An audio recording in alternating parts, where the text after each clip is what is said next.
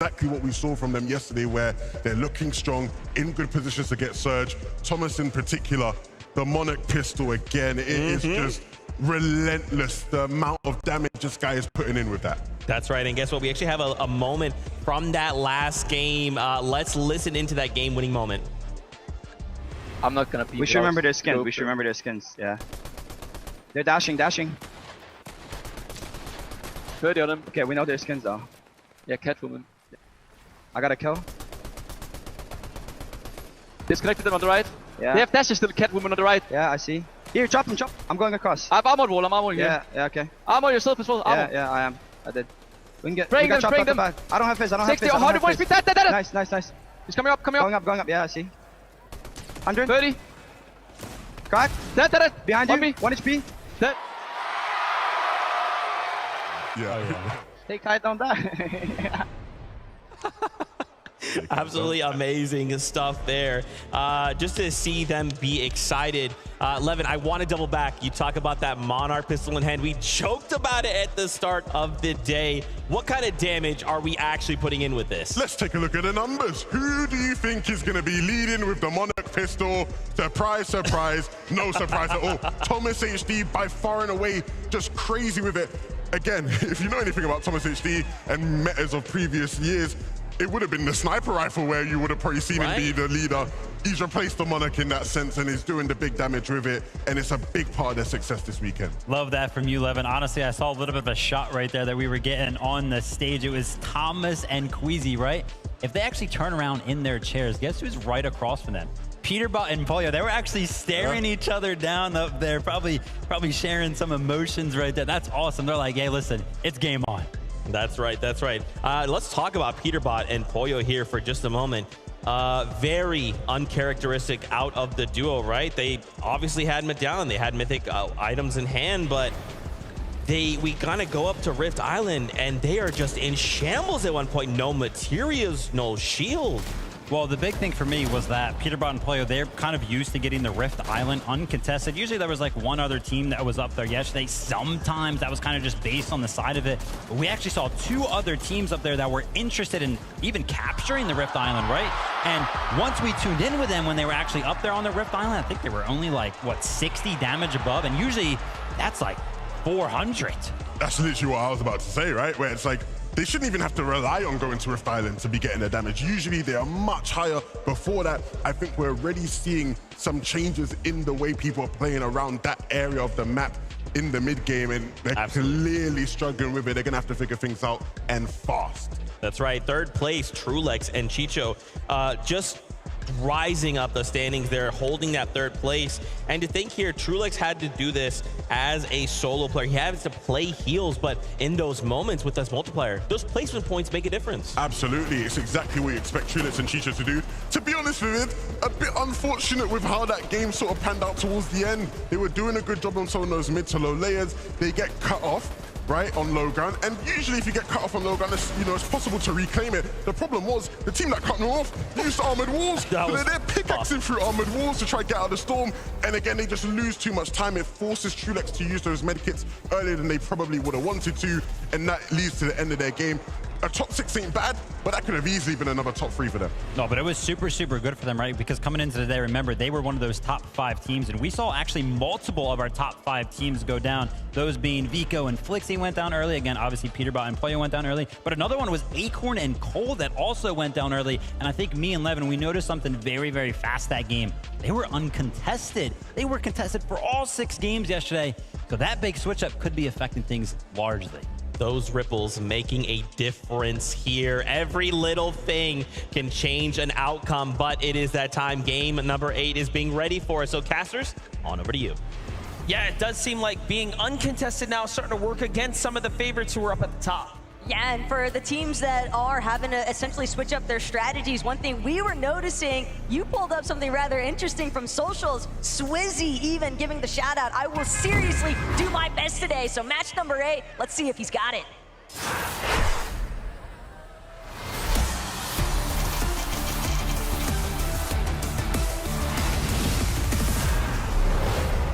Game number 8 is here. And there is a lot that we have brewing now here inside the Storm and on the Battle Bus, of course, given that the gap has officially closed. And you saw in the interview just moments ago, Queasy mentioning that, hey, if there's enough space between me and third, we're gonna do everything it takes to secure #1. And that might be one of the worst things ever if you're Peterbot and Pollo. You almost have to try and block it out, but how much can you really ignore when you see the gap chopped so viciously after a singular match because of that 1.5 times point multiplier? But drawing that conversation back to that little note that Vivid had touched on, teams that were contesting each other, they might have gotten very accustomed to having consistent damage. I think Acorn and Cold specifically, yes, they were so directly in control of Brutal Beachhead, Andelix and Sato. They tried their best, but they realized this is not gonna work out. We've got to completely revamp our strategy for day 2, and now it's up to Acorn and Cole to figure out a new game plan on the fly. Talk about that, even Huddy and Kovacs now have seemingly demanded their respect from Stroll and Sky, who have given up the Rebels. Roost already moving out. Likely that they had a bad drop here, and these small micro changes will absolutely create domino effects. So what we're looking at, 7th place now, doesn't have as many teams there. We already know Vino and Clix had a little bit of a different situation unfolding at their drop. Peterbot and Pollo had a team move out, right? All of these teams now have to make adjustments. But Venom moving in quickly towards that launch pad. It's evident with the forecast tower in sight, there's going to be a brawl stemming out of Sandy Steps, but also drawing in the attention of teams surrounding this southern section of the map. Look at this. Stored Reels definitely getting active. Power Alex, Power Worthy continuing to perform very well on the drop. But that mid game, they can tighten things up, possibly leave the Reels faster. They'll be better off. Angles looking good here. All shield bubbles expended, but look at the distance. There is, of course, more players coming in. Love this snap fly adjustment out of Cooper and Kanata, though. They recognize, hey, we had issues with Surge. What better way than to try and third-party teams that won't be expecting it? Alex and Worthy, they're still trying to chase down Merstash. They find the second elimination. Malabuka and Merstash fall yet again to Oshi, but now Kanata, Cooper, they're not gonna let them relish in the moment for even a second. Kanata immediately breathing down the neck of Alex. He's trying to get a scramble out, but he hasn't had a chance to regenerate anything. He's just hoping that his teammate can try to provide some relief, but Kanata and Cooper, they finally find Alex, and that's gonna be the end of one half of the Oshi Power Boys.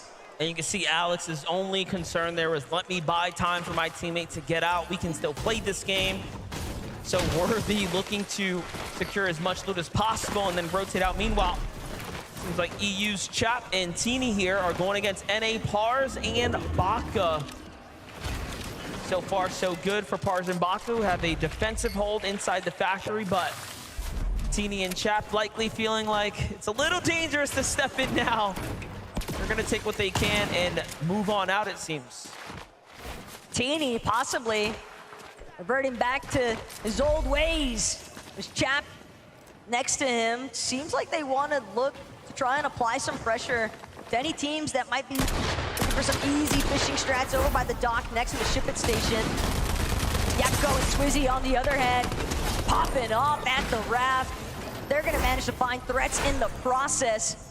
And this triple contest situation just continues to heat up, but this is a very different Brutal Beachhead vision in comparison to what we've been used to seeing. Yeah, we got Cow Gamer, Haman here now, up against Andelix, going toe-to-toe for the shot there. Andelix extremely weak, but instead calls in the backup, and beautifully done as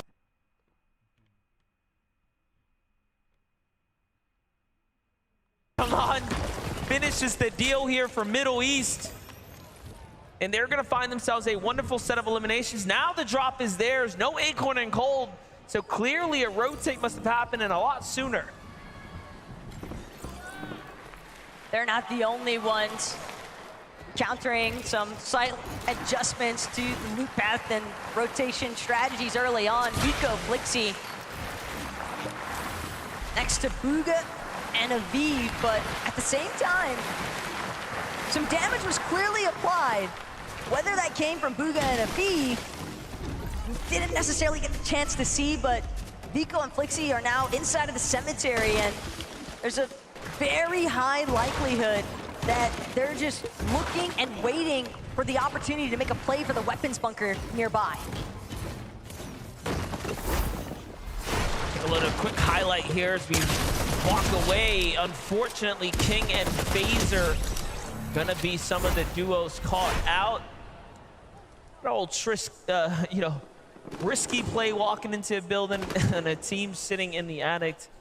What can you do? It's almost like how we saw Huddy and Kovacs sitting inside of a bush in match 7. Like a lot of these players, again, you don't really want to get messy. You don't want to cut any corners. You've got to make sure that you are checking every angle, proceeding with caution every step of the way. Otherwise, you might just find yourself off guard. Braids completely exposed. Huddy had the overhead view, but didn't manage to connect the shots. Still like this angle here. Plenty of gas in the tank here for Huddy. As he slides out, Visual and Braids put up a great fight so far. Huddy opening the distance here, still keeping tabs on the opponent, making sure the teammate doesn't find too much of an angle on him. And then you have in the bush, in the distance, in the base, Muzz and Epic Whale just listening ever so closely. Meanwhile, Peterbot and Pollo making up for match number 7 here in match 8. Trying to farm and fish for tags, right? This is their biggest problem in match number 7. Now that they're uncontested, basically didn't get to get those early fights, right? Things have gone a little bit differently for them. It's becoming a lot more difficult. It's the same for Clix and Vena, though. They've seemingly been surrounded. We knew that there was going to be a lot of foot traffic coming through this area based off the forecast tower spawn, but with Peterbot and Pollo seemingly in full control of that, Clix, Veno, they're now going to have to choose a new method to try and establish some surge tag damage. And again, with Storm closing in on their backs, they could take their time. They could still potentially loop back around, hit the vending machine that they're familiar with, if that's still standing. Vino looking to see if he can find any tags anywhere. Meanwhile, Chicho and Trulex, they've been putting on a performance worth studying. You have to start to wonder now, what is it about their drop spot, their mid game, their early game that they've been able to do so well that they've continued to make end game and then perform at the highest caliber. Now being one of the few teams in the race here for the first place. But they still have to keep it up. They've still been contested, although the team that's there has given them a little bit of room to work with. Meanwhile, a team that has a lot less room, Swizzy and Yapko, right? We all know the Raft has been highly fought after. They have 3 Elans, so they're not making it easy for anyone, but hold up, Clix is in a battle. It's Crisp on the other side of this box, but Clix, Veno definitely looking a lot more healthy than their counterpart, and sure enough, Veno is gonna close this one out. That's another elimination, 12 points already. Keep in mind, that point multiplier doesn't just come into effect for the placements, but eliminations also being worth 6 apiece. It's a great way to climb. But Veno, Clix, they've gotta be careful, sneaking up when they least expect it from 2 separate sides. Aspect, Kazi, Damo resigns. This could go from bad to worse in a moment. Yeah, Clix already hears the shots coming out here, so they're not slick by any means. He does have a couple of splashes here, so being able to get their HP up is not going to be too much of a problem. Meanwhile, Vino looking to alpha up some positioning over Kazi and Aspect here. Trying to see what this team wants to do. Vino clearly doesn't want to stick around for too much longer. It's a lot of risk involved here. He does have a couple of med kits. And I like what he's doing, though. He's inching his way across here, saying if you really want to do this, we're going to do it box to box, mano a mano. And there's the loot that he was trying to secure. Now he has got max mats, and there isn't much more for him to worry about here. However, if they stick around too much longer, I mean, only trouble is waiting for them. At the same time, they've got to be really careful on how they choose to disembark and rotate out of here, because with so many eyes on, there is a high likelihood they could get tagged up in the process. And it's very nice that Veno was able to secure those max mats, because Clix having to build the entire way as they maneuver out of that location next to Sandy Steps.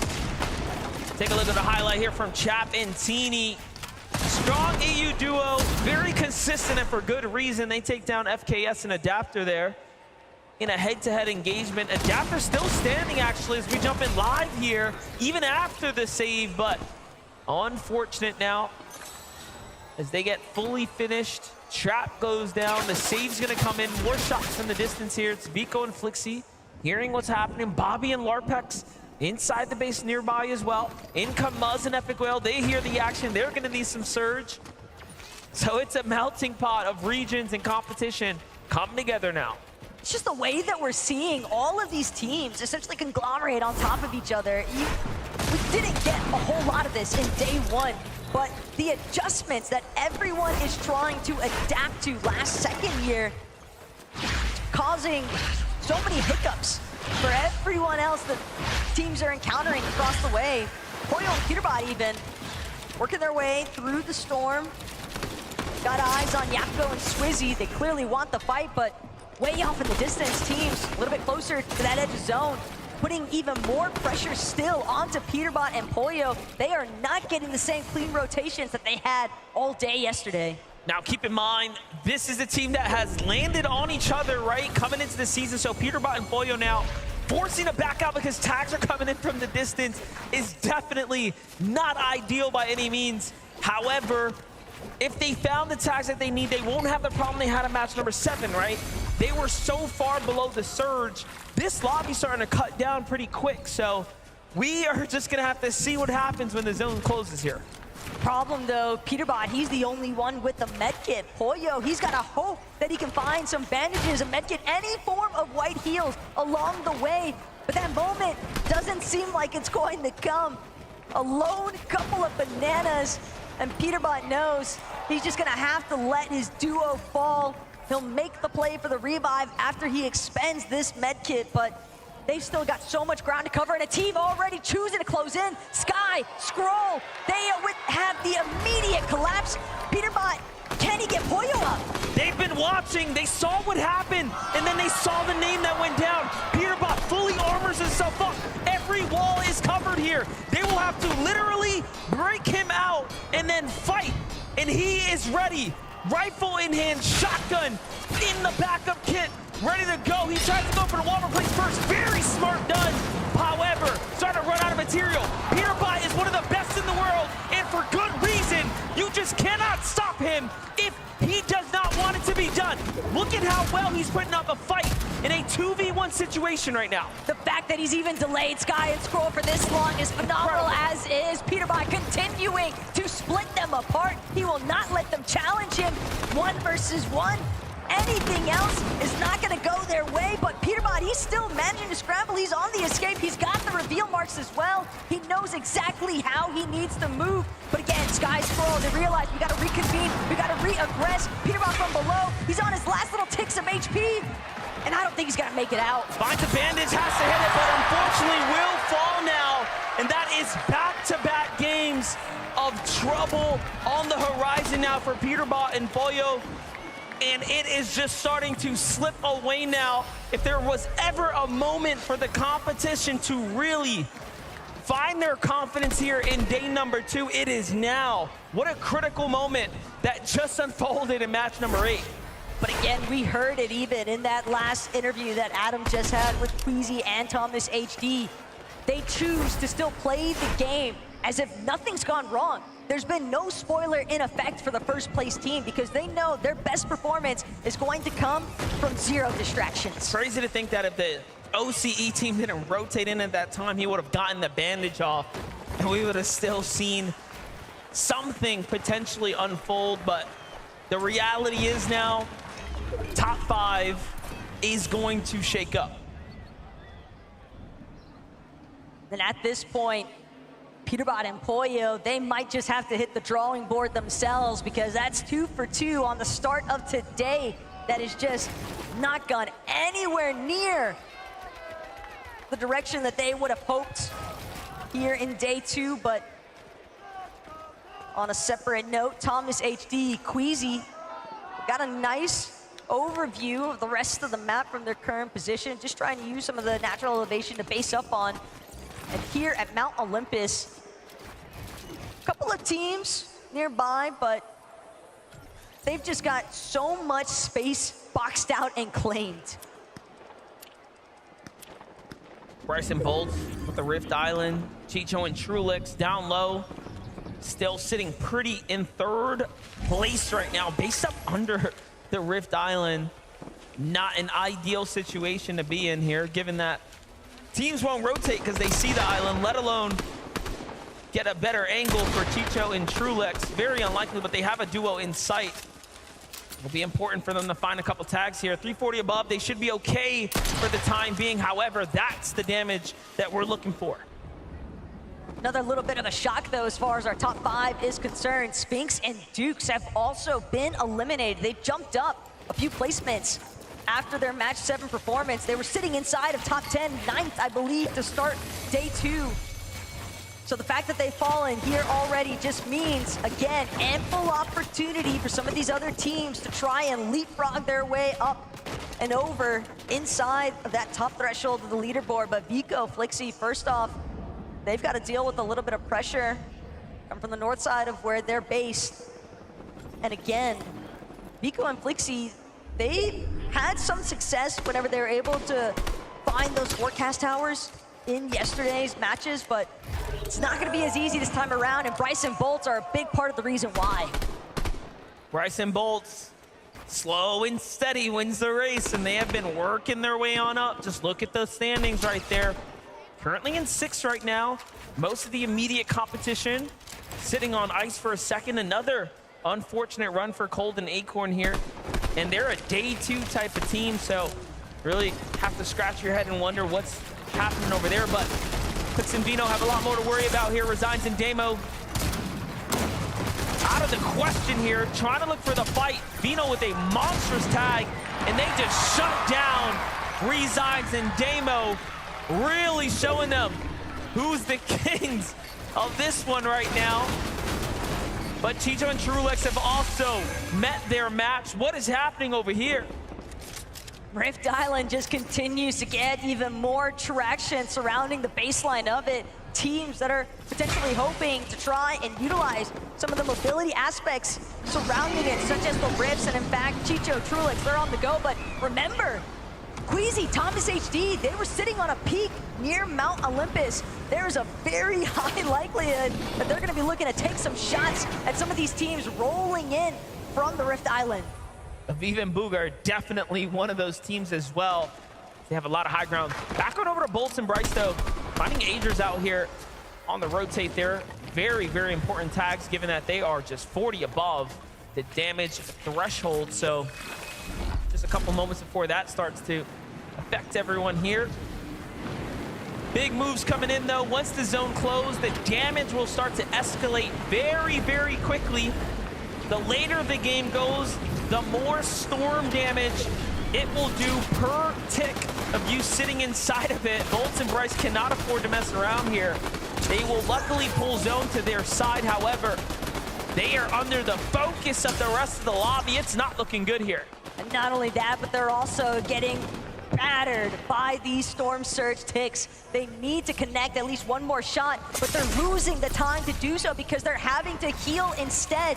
Valuable seconds. They could maybe catch some of these other teams that are also late on the rotate, but instead they're forced to deplete all of their shields, hoping that they don't get cracked, because that audio cue might just be enough for somebody nearby to try and key them as well. Yeah, having to force heal all of their resources at this point. Beautiful tags there is going to give them a little moment of relief, and that's exactly what has to be done here. So makes you appreciate having someone like Bolts on your team who can actually hit the shots that matter most. That means someone else on the lobby right now is taking that damage. If they're above, someone is definitely below. So these trades are happening in real time right now.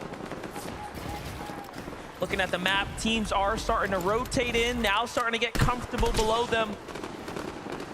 If Boltz and Bryce can solidify their foundation, they have one of the stronger positions to actually close this game out now. Almost makes me believe that they could have potentially gotten their hands onto that forecast tower as well, given that they were willing to commit to a rather central position inside of this last zone. But Queasy, Thomas, off the launch pad, they're gonna be some of the first touchdown front side of this next zone, and instantly Queasy trying to see if he can re-establish the height control, same level of success they had in that last lobby. We know that's their game plan, and so does everybody else in this lobby.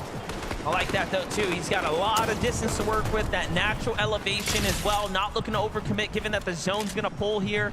And it was the right call. It's going far south. You know, these are the things you can't really account for.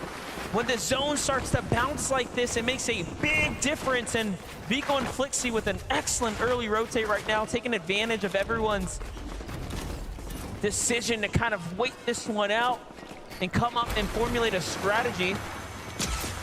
Huddy and Kovacs, though, below the surge for the first time on the tournament weekend.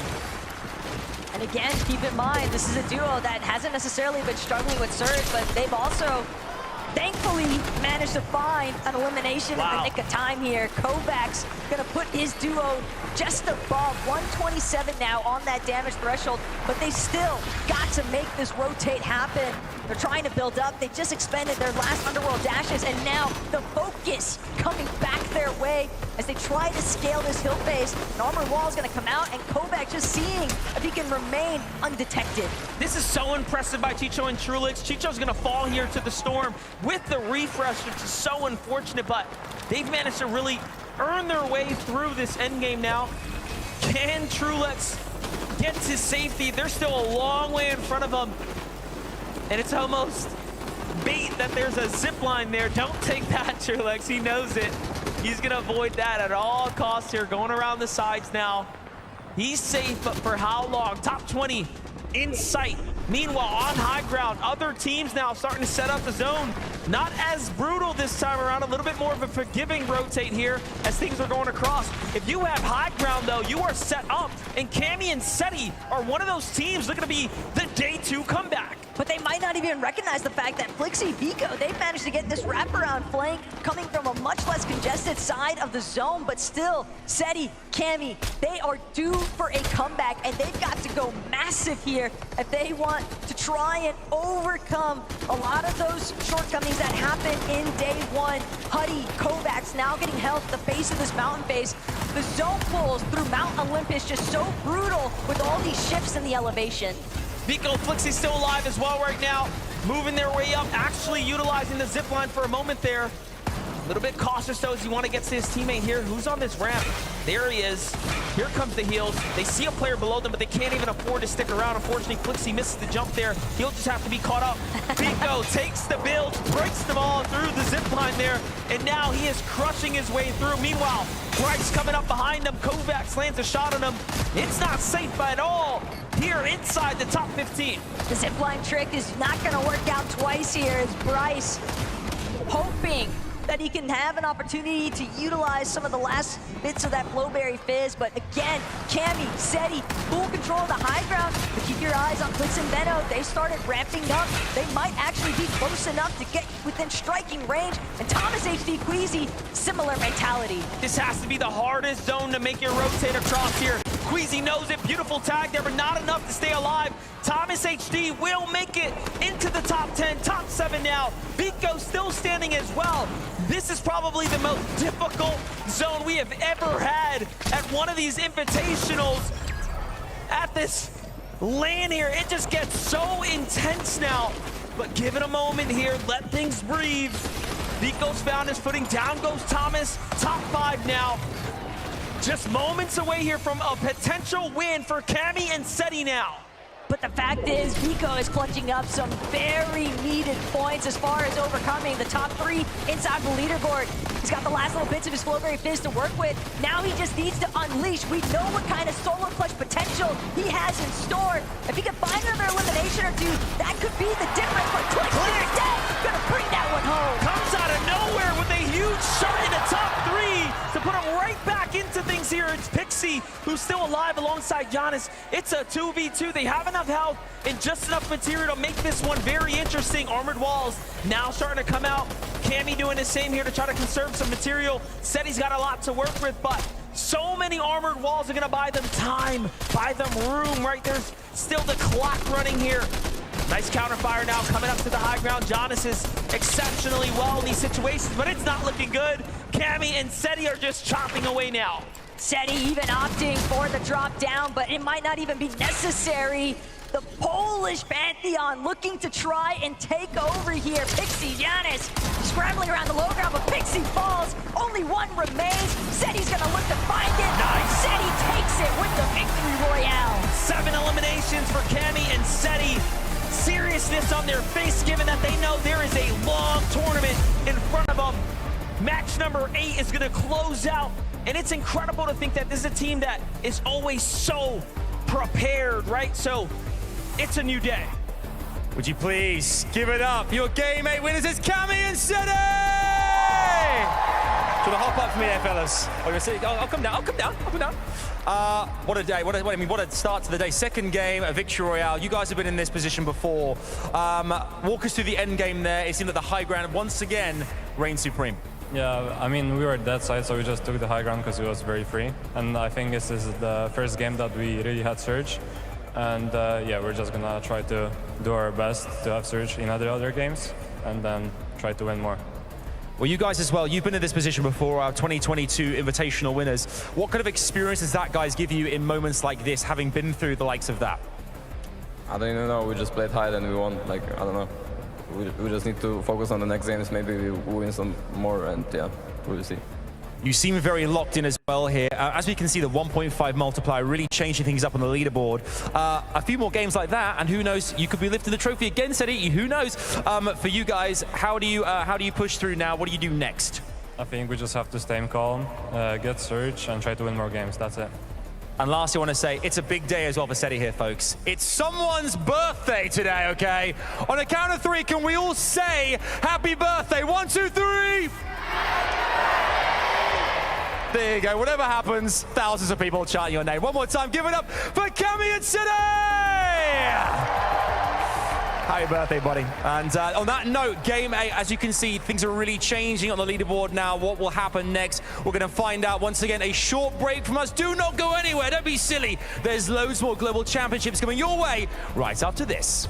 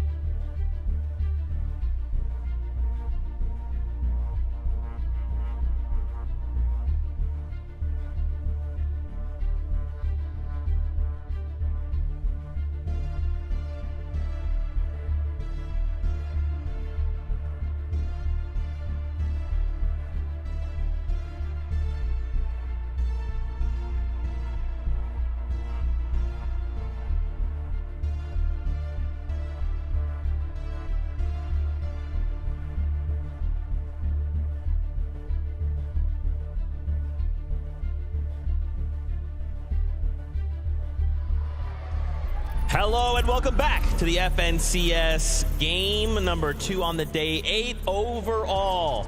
Seti, Cammy find themselves the victory royale as well. Fortnite fan, please give a big welcome Kelly Link and Mini Miner as they join us here to break down this game.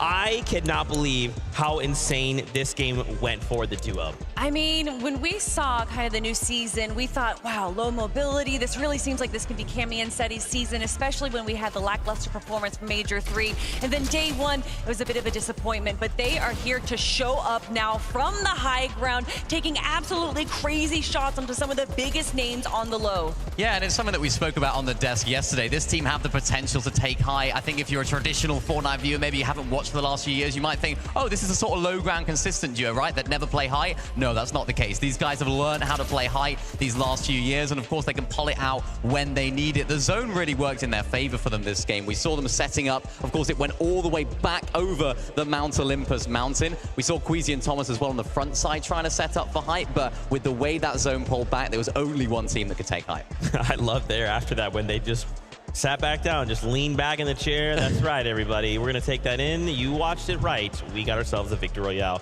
I would love as well him just calling out, you know, hey, we got dead side. We had our surge in check. A lot of these duos are still having those issues, right? Trying to manage Storm Surge. Yeah, I mean, honestly, taking advantage of kind of that early high ground where they were able to kind of get those tags that they need from around the lobby, and then using it, seeing where the zone is pulling on that Mount Olympus south side mountain, where obviously if you get the high ground, you pretty much control the rest of the lobby. Yeah, 100%. And what's most surprising to me about this is actually their first win of the entire chapter. So it's like, how have Cammy and Seti not managed to get wins? It hasn't been their most amazing chapter overall, but this is going to give them that huge boost of confidence, because I was looking on the leaderboards going into this game, they were quite low down there. I think it was like sort of top 40 area. So this is going to boost them up in the standings. This is going to boost their confidence as well. And I hope to see more from this duo like that. Also, what better birthday gift than to get a victory royale? Not bad. On the global stage. Why not? Happy birthday to you, Seti. We got to talk about a couple things here, like Peterbot and Pollo. Now 2 games that they've had a really difficult start, which is, again, it just feels so uncharacteristic, especially after yesterday. You know, Minnie at the top of the show asked me, Kelly, what do you want to see today? And I said, you know, I want it to be a close game when we get to game 12.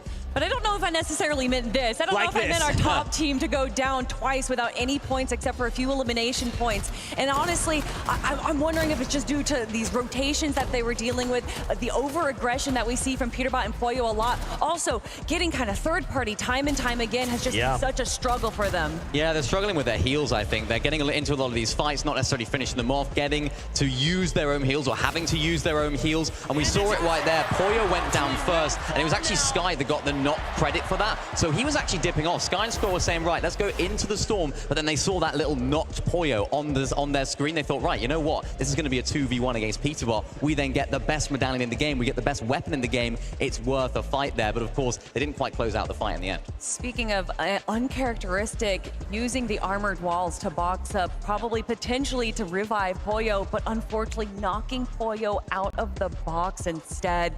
And I mean, I'm just guessing it's nerves. Obviously going down game 1 was a bit of a upset for them, and maybe those nerves they need to shake off for game 3. That's right. That's right. I actually want to take it back to this boxing up of a moment, right? We actually have a listen in from that exchange. Let's see how this went. I'm just getting the most unlucky loot of all time. We might need the bunker, bro. 79 alive. We could actually, yeah. Everyone's dead. Do you have whites to go back? I have one white. If we don't get whites, we're dead, by the way. No heals. No whites. Yeah, Get any? You get any? No. We could go campfire. None. We need to go now. Yeah. We still need more whites. We're gonna go northeast and like to the pad that you hit. I need to pop my own med kit. Yeah, pop my med kit then rest. Wait, he just killed you. There's bandages under, man. That I can use. 6 armor to be active without it. Okay. Get the armor, guys. I'm on the other wall, I'm on the other wall. No, man. Get it out. I'm dead, bro.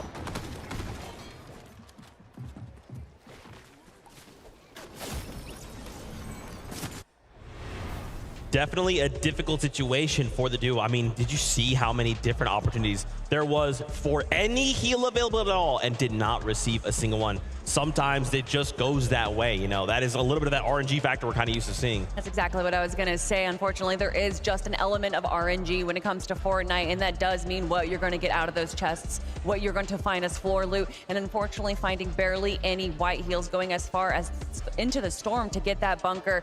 But now, seeing where they are on the leaderboard, Peterbot and Pollo dropping down to second place, meaning that Thomas HD and Queasy are in first place. Yeah, they are. I mean, what a turn of events right here. That's the first time this entire chapter that Peterbot and Pollo have placed outside of the top 25 in back-to-back games. And who's taking advantage of that? It's Thomas HD and Queasy. They would have seen Peterbot and Pollo going down in the feed, and you can see the way that they play this endgame. They weren't necessarily taking too many risks. You saw Thomas HD playing out those med kits towards the end. We saw them sort of poised for height as well just before that sort of 9 stone started to pull, and unfortunately it didn't quite work out for them. They were in the prime position for it, and of course, as we know, Cammy and Seti ended up coming out on top there, but it was this moment right here, Thomas just squeezing out as many placements as possible, 6th place in the end. It's not an amazing game, it's not a first place like we saw in the game number 1, but it's a very, very good game to overtake that first place spot. And honestly, with the lack of materials that they had at the end game there, they played it perfectly. Yeah. They stayed to the low, they stayed back so that everyone that was staying in the front of zone where all that chaos is in the low and middle ground would not be affecting them. But of course, when you get down to just 6 teams, eyes are everywhere and you will eventually be caught out. But still, with what they were given in that game, Queasy and Thomas played that so well. That's right, and for them, you know, it was looking good for Queasy and Thomas, right? There was just one problem. You look up and you're like, we got high right. You look up, oh, steady Cammy. Nice. Wow, with that being said, though, we are prepared for more action here from the FNCS Global Championship. Game 9 is here and ready, so casters, take it away. Yeah, you know, this is the dream for us as talent, watching this all play out and things starting to get close as we get to the final moments. Look, everybody from a spectator point of view wants to see some close finishes, but Peterbot and Pollo, I kind of want to see them bounce back because we heard it from Peterbot on the call, just the most unlucky loot of his life. But let's see what Match 9 might have in store.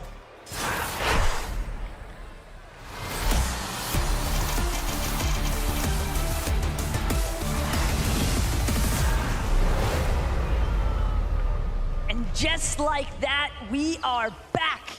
Technically, MDF approaching the halfway point on today. And with that in mind, this is where the pressure is really gonna start to surmount onto so many of these players.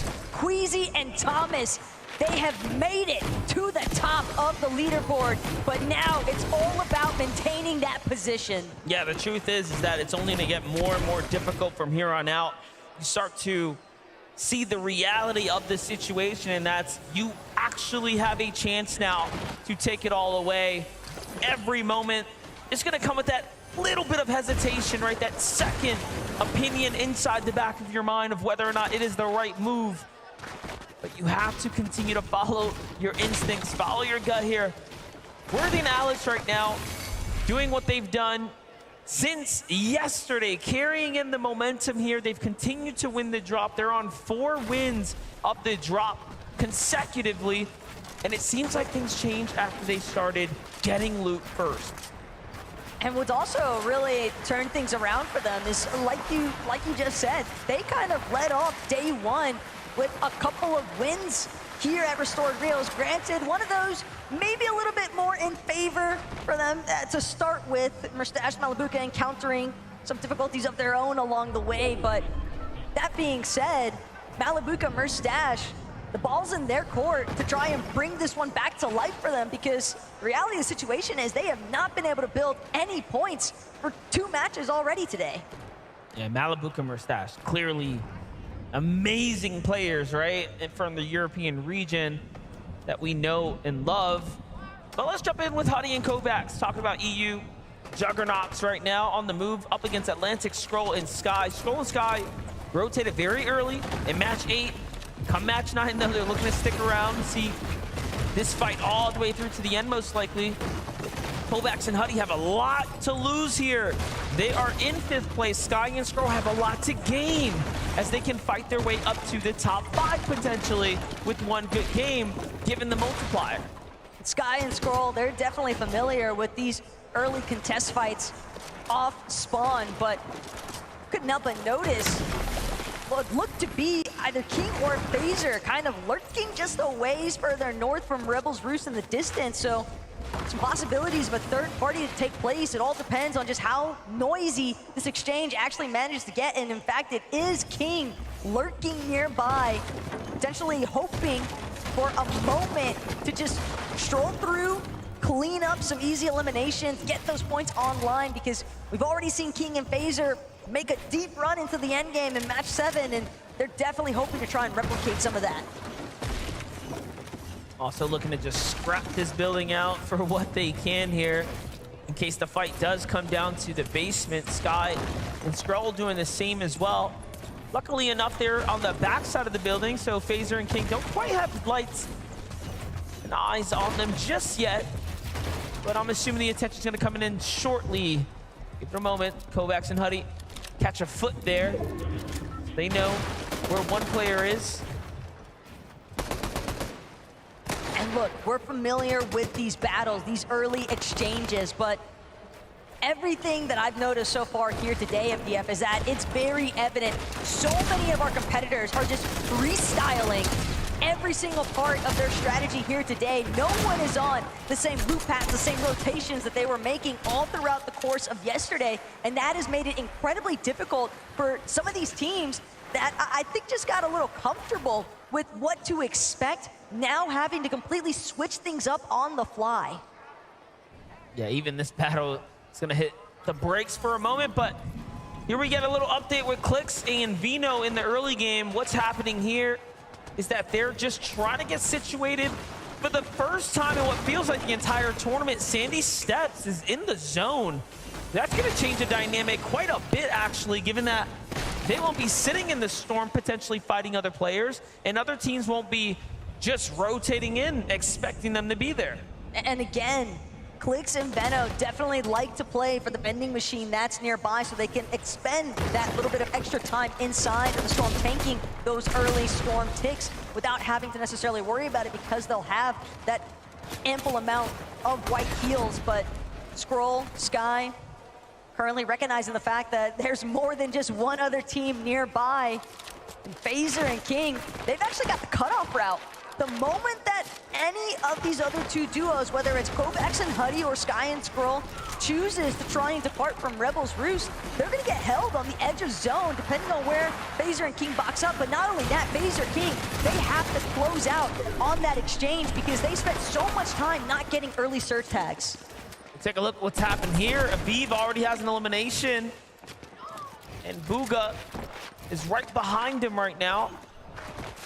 Remember, they land just a little further north, so sliding in, cleaning up house. Seems like Job and Michael were also here, part of this fight. Chicho and Trulex on the move right now, trying to get into the zone here. Being held out now by Bugha and Aviv. They're gonna Flowberry Fizz, get a move here shortly. Take a look at the highlight. Aviv comes in, finds Shadow, cleaning up what's left of Virgo. And then T1 Michael takes the punishing shot there before pumping the brakes and backing off. Peterbot and Pollo definitely looking a little bit more set up this time around, but Peterbot gonna find himself momentarily chopped, and Pollo, the only intention from this duo currently is to secure this forecast tower, and with nobody else in sight, Pollo and Peterbot have just unlocked knowledge for every future zone this game, but now they have to make sure that they can actually transition this into a solid late game run because they've been cut short 2 times here today already. And again, no one looking to make it easy for this team. Talk about Michael and Job. And equally as dangerous duos got sights on them. And equally as dangerous duos got sights on them. Grabs the first one, takes the second. He's fast, making a move here, pushing into the wall. Reaction is so good for Flixie. He's fast, and now up from top. The reaction is so good to see if he can. And now up from top. Vico grabs to see if he can cut him off the double edit. Vico grabs that wall, cuts him off the double edit. The triple doesn't find it. Backs off now. Great defense from Michael here as he finds 2 tags, so he is effectively putting up a very good defense, but Might just have to, yeah, I was going to say, give all respects here, of course, to the EU duo and back up. That just seemed like such a stubborn battle there for Job, though. I mean, he could have looked to try and throw up another wall, maybe try and buy himself a little bit more time. Potentially may have just materials that have to assume. Michael down to wood build, so this duo definitely looking to be a little bit of shambles here. And Flixie, Vico know that they've got an extra 6 points waiting for them the moment that they secure this elimination onto Michael. And finally, another 12 points will be secured. And not only that, but opening up the opportunity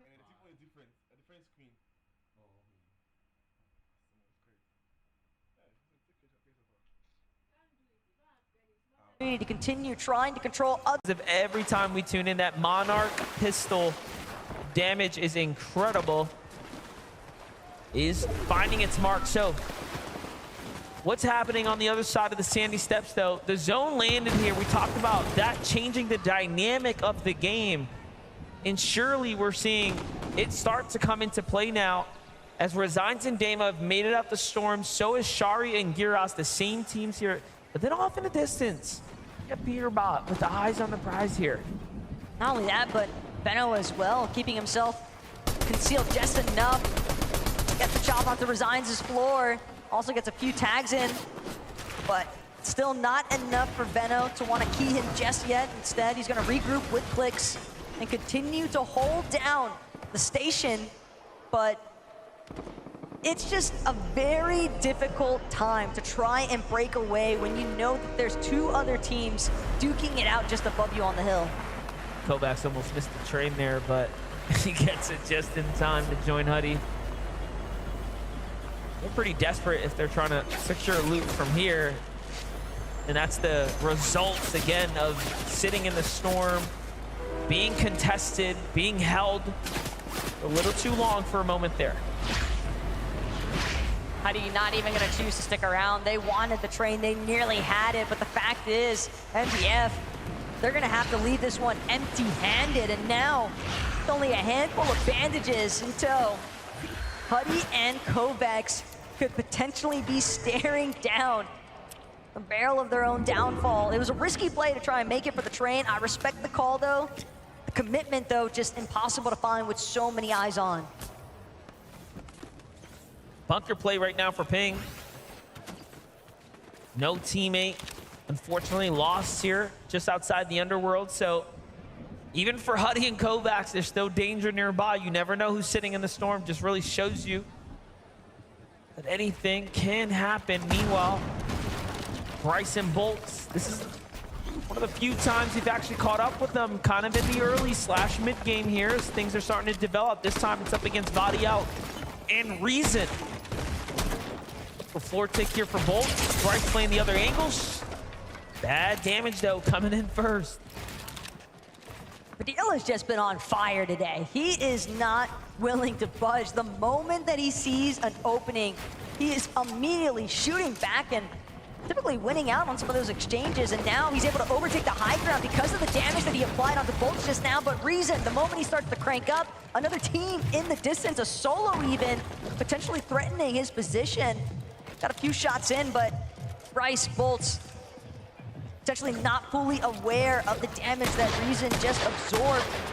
And they're going to choose to actually sit into the low ground and wait for a new opportunity to see if they can engage yet again with the Germans.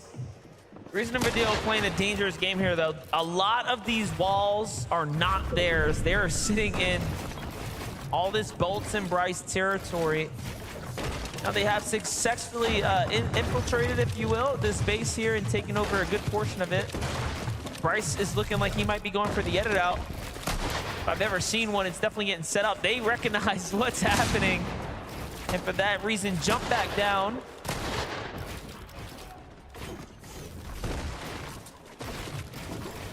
Again, though, this is a lot of time being spent from both sides, and we've already seen a lot of teams here today struggling with some of these surge thresholds and maintaining damage that puts them in a position where they can just be comfortable on their rotates.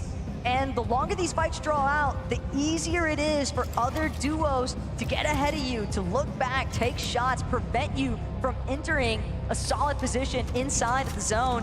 And Baka and Pars A little bit more so in control. Surge base inside of the heart of Nitrodrome. They've got a couple of white heals collected at the top of their base. Meanwhile, finally getting a little peek into what Cold and Acorn have been up to. Relatively quiet day so far, but we heard it first from Acorn. He's after that trophy. Day 2 team still yet to show us it today. Couple of points slipping down here from Acorn and Cold. You know, these things do happen. The adjustments being made by the other opponents have surely affected their strategy. But they will have to continue to adjust here, continue to make up for it. Bugha and Aviv seem to be on a faster track here today as well. Let's see what's going on here. So from one fight to a potential other, they're just getting situated. Seems like they found their home for now. Slight gift as well. An extra bottle of Flowberry Fizz now to work with. Aviv and Bugha just want to make sure that they establish as much of a foundation as possible. Got a decent position inside of the zone, so don't need to make any risky plays when you're sitting with as much surge damage as they were, 333 above. But Acorn Cold tapping back in. It's Sato. They managed to find him yet again, but it's actually going to be Damo on the other side of the walls. Lot of traction picking up here. Just outside of Sandy Steps and Acorn Cold. They're looking to collect.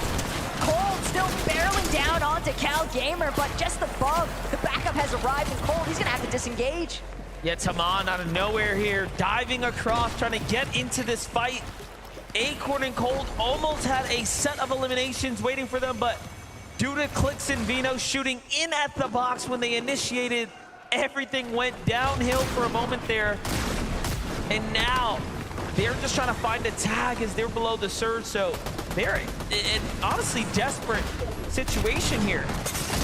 At the same time, Acorn tries to take the walls there, but instead it's gonna be Cal and Aman doing what they can, but again, Cold getting a little bit too much foot traffic here. Cal still holding his position firm. He doesn't have his duo any longer, but Clix, Veno, they got the shots that they needed to. They know that they can third party this, no problem. Cold, he's so weakened as is. Cal just below, two separate solos that Veno and Clix could look to collect on. Yeah, and they've definitely started to change their focus in purely onto Cold now as they send him running. Now looking to see if they can pick up the spoils of the loot from Acorn, but nothing just yet as they're kind of lost in this mix. And little do they know there is an Antilex and Sato here, right? So that team hasn't made any noise now, but look at that. They do secure the gear here. Very nice pickup for them. If nothing else, it was damage and new loot. They basically just got to reap all the benefits of these exchanges that Acorn and Cold had initially established. And Cold, yet again, caught off guard, was trying to keep himself tucked away, but Cal gets the job done. At the very least, he'll have those two solid eliminations onto Acorn and Cold to work with, but he knows he's likely not safe for a whole lot longer here. Because Veno and Clix, they've got an idea. They heard those shots go off. They're waiting for Cal to surface from these builds. But at the same time, they also kind of want to get a move on because they don't want to get stuck in the storm for too much longer here. Yeah, it seems like Vino's going to give the call out here. Let's just get out, play smart. Clix is going to have to stop and heal for a second. They're going to huddle up together. Cal Gamer will live to see another day. Very, very close engagement there.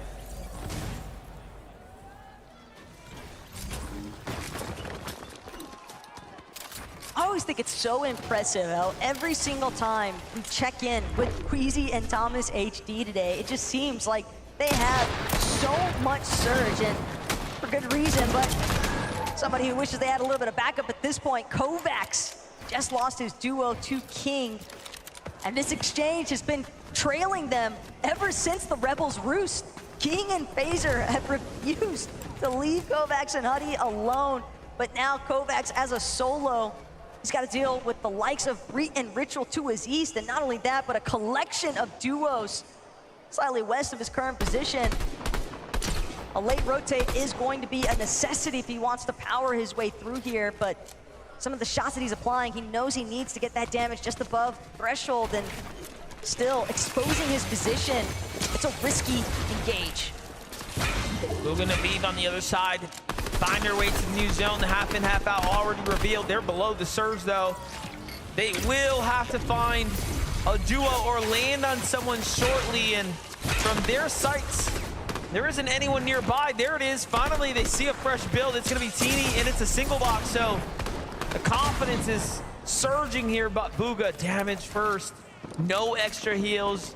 This is all around disastrous, right, for Bugha and Aviv right now. And it's only a matter of moments. They will have to do something shortly. Meanwhile, Huddy already out. Kovacs below the surge as well. Will fall here shortly if he can't find a tag now. But Reek finds it instead, and that's your 5th place team now. Consistency tossed down for once. And it's looking like a repeat performance of yesterday for Huddy and Kovacs. Yeah, I mean, you're not going to really be able to bulldoze your way as a solo through Reek and Ritual of all duos. Peterbot and Pollo, though, this is the furthest we've seen them make it all day today, so they're clearly trying to ramp up for a big performance here in the 9th lobby, but Clix and Benno, on the other hand, they've got Gears and Sherry in their sights. Got a very efficient cutoff, but more importantly still, they need more damage. It's gonna take them some time, but finally Clix will connect. 77 above though. The damage threshold just continuing to threaten so many of our teams here today. Yeah, if you were hoping to get lucky with Peterbot and Pollo, that already happened, right? Like 2 games, unprecedented. Doesn't happen often for them not to be in the end game. So this is everyone's chance now.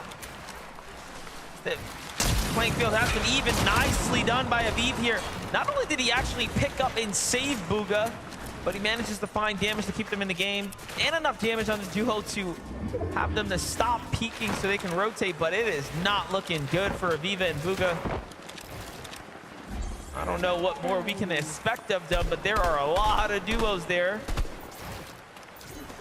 Toyota and Mapoli, the strongest Asian duo from day number 1. They finished in 10th, so they came in today with a lot to live up to, but have fallen a bit short now up against the likes of Aviv and Bugha here. What can Ping and Walks do? If there's ever a time to prove himself, it's now for Aviv, but he has so little HP to work with. But he has plenty of targets surrounding him. Bugha, though, just too low for the count. Sato's gonna find him. Aviv trying to go massive now to Reet. A little bit of spoiler, getting some tags in, cracking those shields. But the fact of the matter is, Aviv and Bugha, they squeeze their way into the top 10, but they still go down for it. Yeah, meanwhile, Thomas HD, you see there, just racking up eliminations, damage, everything that you could be hoping for. And there's another one onto K Shoto outside of the zone here, trying to make their late rotates. Clix, it is not looking good for him at the moment, as he's also in the storm right now. Vino is down. This is just a desperate spot to be in. Clix, if anything, was just hoping to play for maybe another elimination at the end of the day, though. He's only got a little bit of sliver of HP to work with, but it's just enough. He might be able to clutch out at least 1 or 2 more placements if he can just stay hidden, fully concealed from the rest of the lobby. Only 3 builds though, MDF. I fear we're looking at the beginning of the end. Yeah, it's definitely looking really close here. 8 HP for Clix, 3 mats to work with, late on the rotate here, barely above the surge. It's just so tough. But he's staying alive here, earning little bits of placement, right? All this does start to add up here. Finds Mapoli, very weak. Almost gets an elimination there. Someone else ends up stealing it, but still, he's in the game right now, holding on. He's at least got that 33 damage above the threshold. But again, MDF, it's just the odds so fully stacked against him. Any of these next builds that he crosses over could be his last.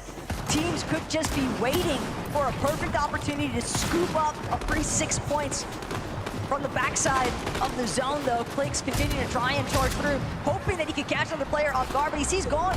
He knows that there's a notch body, but he won't be able to power through and push into these boxes with the armored walls going up, instead of trying to remain concealed. But Pollo, Peterbot, they're gonna find him. Of course. Of course, it's Pollo and Peterbot waiting to catch them in the web. Look at this, though. Cammy and Seti, they talked about what they need to do in order to win this tournament here, and that is win more games. They got the last round, and then they didn't even sit down and celebrate. They know that they have to stay absolutely locked in here. But Queasy and Thomas HD are doing the same right now. Below the surge, though, things can continue to develop here. Vico and Flixie now on the move. 3 Elims. Peterbot and Pollo very, very situated right now, but low on material. Low on material, not only that, but Vico and Flixie hot on the heels as well. You have to consider they're making up a lot of lost ground just off the eliminations alone. And Peterbot and Pollo know it. They're just gonna try to play it out and control the low ground for the time being. But with that reveal medallion scanner having just gone out, it's a fresh opportunity for them to see if they can close in on somebody else. Chicho, though, with a big tag onto CZB. That's going to be the knock. And Peterbot, instead, finding Badil in the bottom layers. That's going to be a beautiful refresh for him at Pollo. This is starting to look like a 4-way race unless Dukes and Sphinx can get a win. They're another top 10 team, of course. But Peterbot and Pollo are cooking right now. And also, they picked up material here. This low ground performance is one to take note of. On the other side, Thomas HD and Queasy are also playing the low ground here, but not so hot looking for them at the moment as they are running out of material. So very different start situations happening here.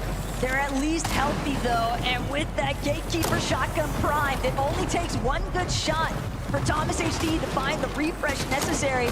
They're going to continue to sink in from behind the rest of the foot traffic there, playing from the backside of zone. Peterbot, Pollo, meanwhile, staying ahead of the pack. Thomas has lost Thomas. He's going to opt for the medkit opportunity instead, and with 0 builds remaining, it's all going to boil down to whether or not he can even make it into the zone and stay concealed enough for nobody else to pick him off. There it is. He's going to break through the sidewall. This has all been edited. Baka's very weak. White HP. The armor wall comes through. Not worth, of course, pursuing at this moment. He has to focus in on staying in the front side here. No builds to work with. Enemy around the backside. Can he get one? More points for him. This is huge for Queasy now. Earning points, earning eliminations. He has to stay ahead of Peterbot, who is on the low ground with a down teammate. Peterbot, so much more to work with. However, it's still so close for everyone else. Another med kit is going to start coming out for Queasy. He's just doing everything he can to survive. Peterbot, though, going to pick off Teeny in the process. Queasy as well finds another into Rapid.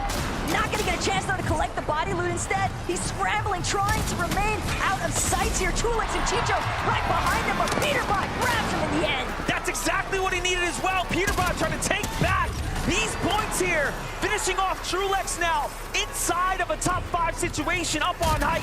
It's Dukes, though, with Peterbot looking to fight back. Do not count him out. It is all solos remaining here. Tito goes down. The next one is down too. Batman Booga sent back to the lobby. 3 players now here. Peterbot looking to 1v1v1. And another one. Down goes Bars. Can he find the final fight here? Dukes is excellent in these type of scenarios, but Peterbot is just a little better. Up top, the high ground hit is good, and he needs to go. And he does it again. Peterbot, there is a reason why everyone is regarding him as the best in the world, and with a performance like that, he might just be. Put him in the box, wrap him up, and send them back to the lobby is the motto here. Well played. Would you please, forward, put your hands together for Peterbot and Pollo! My, oh my, oh my, Peterbot, that is how, that was ice cold. That is how you do it. Walk us through the last part of the game there. We just saw you sweep up. You are like unstoppable. Yeah, I don't know. I just eliminated everyone. I mean, everyone was a solo player on me. Gold Gatekeeper or Drum Mag, I was just eliminating everyone. It was pretty easy. I mean, you're right there with the guy. The crowd are behind you too. Pollo, unbelievable work from your duo partner here. When you see that in the end game, how are you reacting? How are you feeling in that moment? I saw there was 5 solos, and I just had a feeling he was going to win the game, too. I just had a feeling. You just had the instinct. You just knew it was going to happen. Peterbot as well, obviously, the first 2 games, they didn't go according to plan, but that is the way to go into the break on this final Sunday. How do you guys feel like the first 2 games, things are really looking good now going into this break. What do you do to regroup during this this halftime break? Yeah, we're going to talk to our coach and go over the first 2 games and see what went wrong, and yeah, we'll go from there. And anything you want to say to Queasy and Thomas HD for the first couple of matches as well? I mean, obviously the crowd here are very excited too. He's checking his stats on screen. He's looking at the leaderboard, and we have ourselves hey, this is flip-flopping all the way here, but there's a difference in points now. You guys are back on top. Thank God. God did. Okay. And Pollo, going into this last part now, you two, how are you feeling? Are you confident that that is definitely within your grasp? 3 games left to go. Yeah, I think we can win. Just replicate what we did last game and the other games we won yesterday as well. Okay, well, let's see exactly how it's going to unfold. One more time, Fort Worth, give it up for Peterbot and Pollo! This is one serious Global Championships final. 3 games left to play today. We can't wait to see what happens next. Zeke, what do you guys think? This is blowing my mind. My hands are up. My hands are up. I don't know what's happening anymore. I cannot even believe this. First off, how did this game end as a solos? This is a duos competition. Solos running around, and just the fact that Peterbot pulls off one of the most insane solo clutches, right? I mean, Pollo goes down in 11. Yeah, and then Peterbot, 1 by 1, systematically takes out the rest of the lobby. And you can see it in his load up right there. And he called it out, the Gatekeeper, with that drum mag. So no longer does he just have 3 shots. Oh, is there 5 solos? Oh, perfect. That's exactly what I have in my Gatekeeper. I am going to take down everyone. And it was such a good run from them on the low ground. Even though they did have a little bit of a rough start with these first 2 games of the day, they did not let that knock them down. And now they're knocking everyone else out. I mean, this is what you need to do to win a global championships. You need massive solo clutches like this. I mean, these final moments right here, every single elimination, every single refresh he was able to get was just compounding. Look at all these builds that he was able to get. Double elimination right there was absolutely crazy. And I noticed when I looked at the Jukes POV, Jukes had no materials, so Peterbot had the advantage. This elimination on low ground was crazy as well. Peterbot had so many more materials than him, so he took high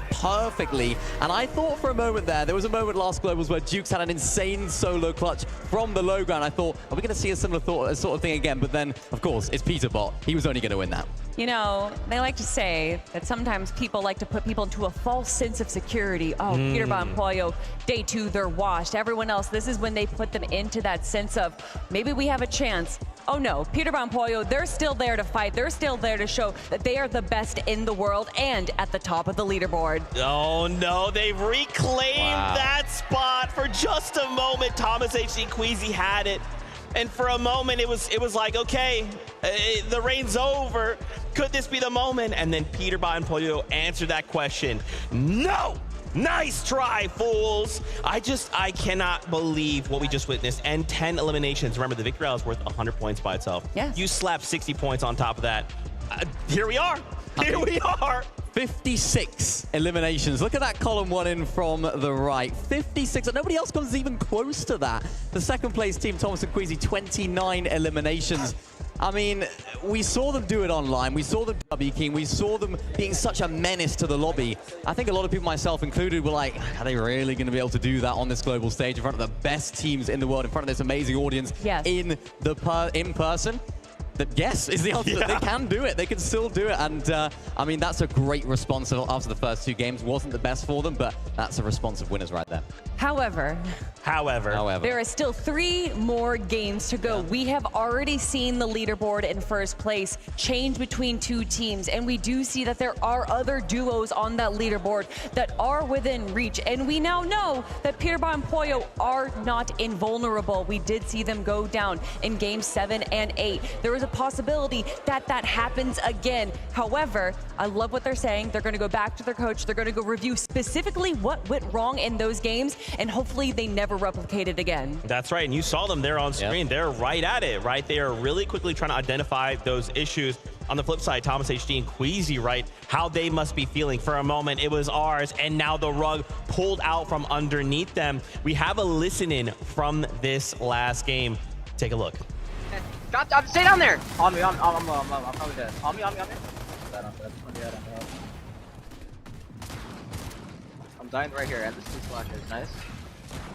It's hella solo, bro. Nice, bro. Let's go. You have 5 metal walls. Body. Also, bro, all solos. 5 solos.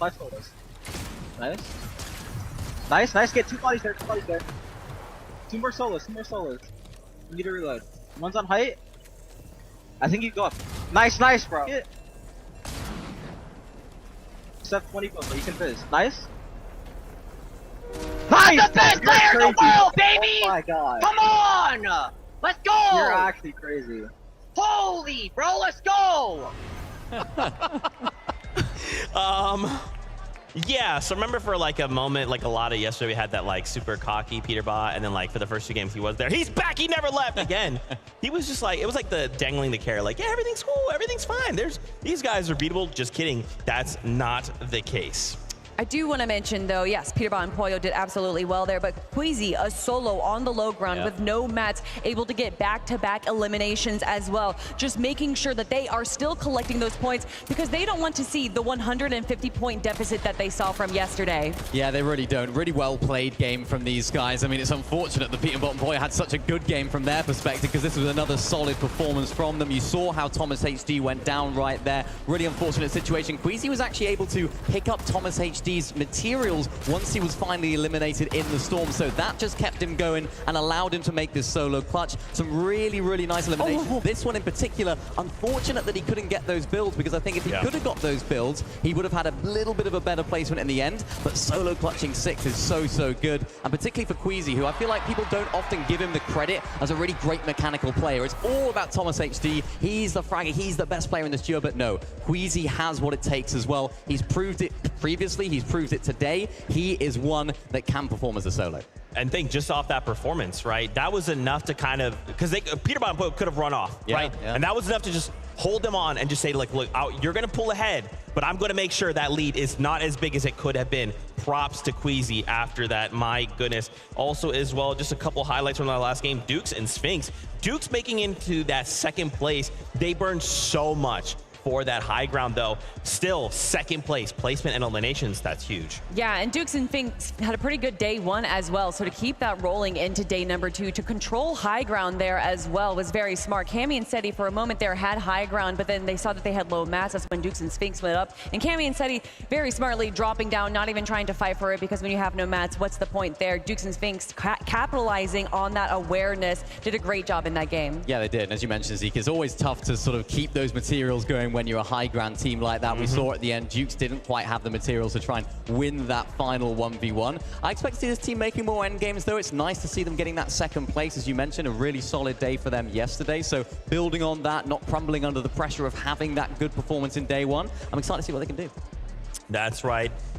Ladies and gentlemen, Fortnite fam, we are now at the halfway point of the competition. Only 3 games left to go. Our players have left the stage. Now they'll have a moment here of respite. They'll be able to eat, talk to their coaches. So when we return from this next break, we'll have more for you here from the FNCS.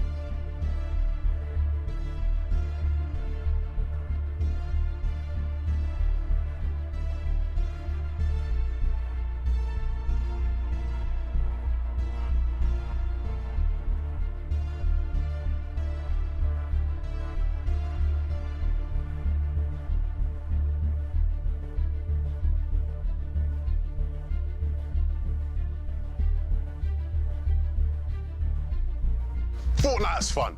We all know that. But how do we make it even funner? How about by playing it on one of the biggest screens in the world? Today we're going big. Big shout out to NASCAR for bringing us out here to the Texas Motor Speedway just outside of Fort Worth, where we've invited some Fortnite players to play on the NASCAR Daytona Rocket Racing map. It's gonna be a great time. I think the biggest monitor I played on is like 30 inches maybe, so it's a huge upgrade for sure. Just to show y'all how big that monitor actually is, here, zoom in, see if you can see Veno. I think you need probably 1 million Venos to make that whole entire monitor. Yeah, he's waving right there. It would be sick to do a tournament here. 100%. A tournament on the screen, bro? That'd be fun. I'd love to do that. Come on in. Big Levon. Have you ever played on a screen this big? No. Not this big. Who wants to go first? I'll go first. Damn. Oh, okay. He's taking a step. He's confident. Take away. I don't think you're gonna win though. We're gonna jump in. We're gonna see who can get the fastest times today. We're gonna do some time trials, right? And it's live. Let's go. You already This guy's already dude. You're 6 laps? He's played this before. I feel like he's Where's the played. timer? Maybe he's not played it before. The middle mouse button to activate your boost. Go on here. Go on here. So you sit in this in this 20 seconds. Get a go. That's a route. Are you next on? 11? Isn't it 11? Evan's gonna get the worst score, bro. Really? Don't get nervous, Clicks. And it's live. Let's go. 320 to beat. No pressure at all. But if you don't beat the score, it will be pretty embarrassing for you. Can you see what the kilometers is, like with the numbers? Yeah, I see. Oh my God. We bugged them now. No. Yeah. Wait, how am I slow though? I think you'll hit sub 3 minutes at the moment, yeah.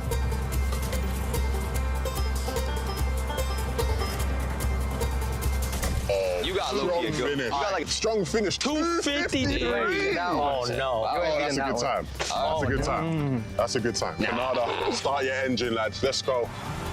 Strong start. better than Cooper. Canada. Yeah, wrap this up. No, there's a bug on me. No, I'm getting green. It's on me. It's on me, bro. No, this bug's on me. I'm getting green, bro. Oh, what's it gonna be? Damn, no. What's it gonna be? Ooh, 3 minutes on 7 the clock. seconds. 8 seconds short, out. bro. Hey, at least I beat. Do you think he beats the timer? I beat these two. Who the worst is? Who's the worst? Oh yeah, your turn. Let me step up, bro. Now, Crazy. now it's time for the tutorial. No, it's an overcut. Oh, no. Tutorial. Oh, no, He's man. techie. He's drifting. He's techie with it. This is a guarantee. I got it. I hit it. Oh, no. Come on, give me a good time, please. Under 250. Under 250. 3. Oh my God, you got slower than me. You got slower than me. Commiserations. Commiserations. Commiserations. Commiserations. Nice try. Nice Get try, next bro. time. Nice try, bro. You guys got next. Let's go. To the winners. winners. Place. Well done. Second place. Yes, sir. I First appreciate place. Third place right here as well. And that was some rocket racing on the big horse. 218 feet wide, 97 feet tall. The biggest screen you guys will probably ever play on. What'd you make of that? That was crazy. Some fun? It was fun. It was fun. It was a lot of fun. Glad Especially I playing the did racing game. Yeah. That hit. It was good. Hey, shout out to Rocket Racing. We're gonna see you guys on the next one. Peace out. Up here at the Creator Lounge, the influencers are plentiful, and let me tell you something, so were the vibes after that game. I mean, Peterbot and Pollo putting themselves back into the conversation, but now we're at the halfway point, and I just had to revisit a conversation from yesterday with two of our good friends, Blake and Somerset. Hey guys, how are we feeling after the 3 games from today? I'm feeling good, man. Like, we got a tournament on our hands.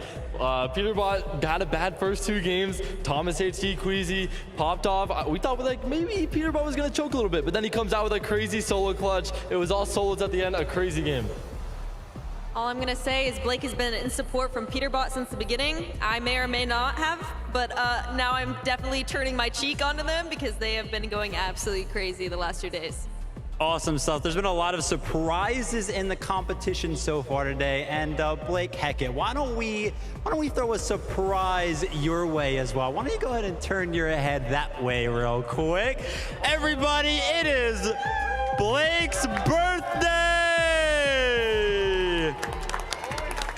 On 3, I need one giant happy birthday for Blake himself. 1, 2, 3, happy birthday!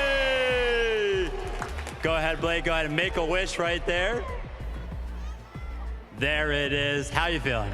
I just wish to qualify for Global Championship next year. That's how you know he's a competitor. Somerset, you are always by Blake's side. Any words of affirmation for him? Happy birthday. You're getting old.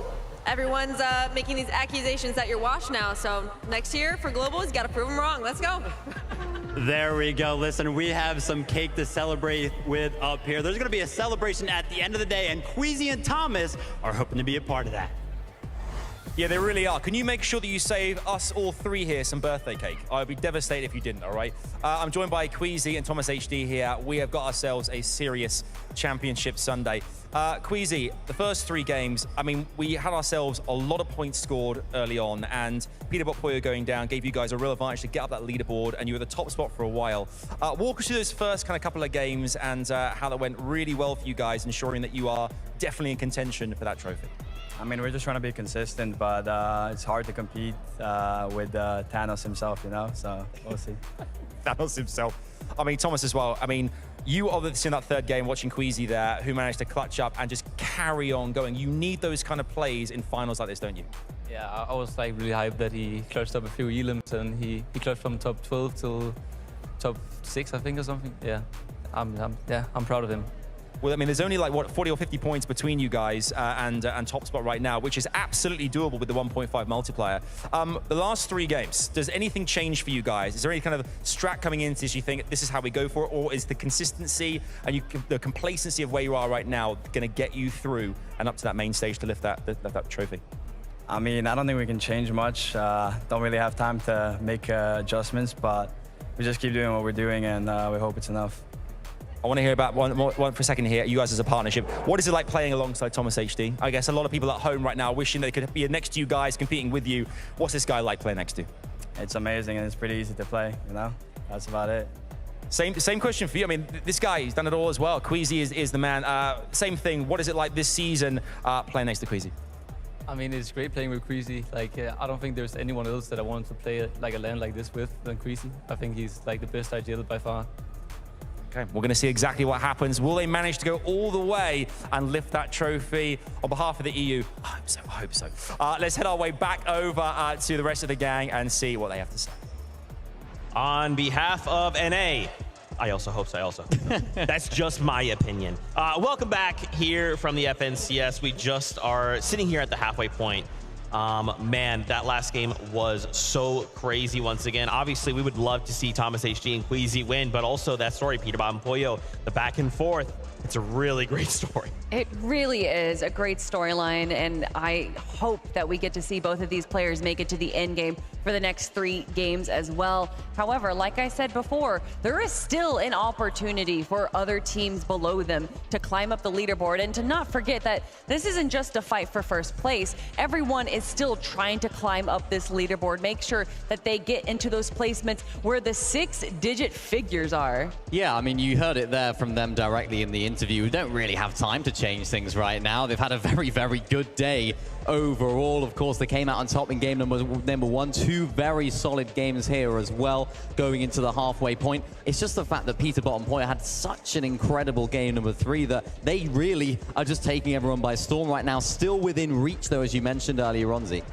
Yeah, and just look at this leaderboard here, right? Like, first place, right, 608, 569. So we got first and second kind of fighting it out. Third and fourth, right, in that 400, almost 500 range, they're fighting it out. Fifth, all the way down to 9th. And you could even argue Bolt and Bryce are even trying to fight up into that competition. Guys, this is still anyone's game. We only have 3 games left to go. During this halftime, what do you guys think is kind of going through the players' minds? What are the things they're looking to change? Because the moment you fall, if you start this game and you fall outside of placements or eliminations, now you're only going to have 2 games left, and then vice versa, 1 game left. There's only so many opportunities left, Kelly. You know, it's interesting because we've now had 2 interviews of Peterbot and Poyo and now Queasy and Thomas HD, and there's a bit of a juxtaposition for what they're doing during this halftime show, where Peterbot and Pollo, they're going back to the review, they're talking to their coaches, whereas Queasy and Thomas HD, it seems more that they are kind of calming themselves. They don't want to look too into it. They don't want to kind of freak themselves out, because maybe if they doubt themselves now, it's only going to get worse from them. So I think it really depends on the player, on the duo, how they're going to be able to kind of handle this situation going into the final 3 games. Yeah, and I think a big part of that is their situation of spawn as well. Of course, Peterbot and Pollo, they have the best medallion in the game. They have the best assault rifle in the game as well.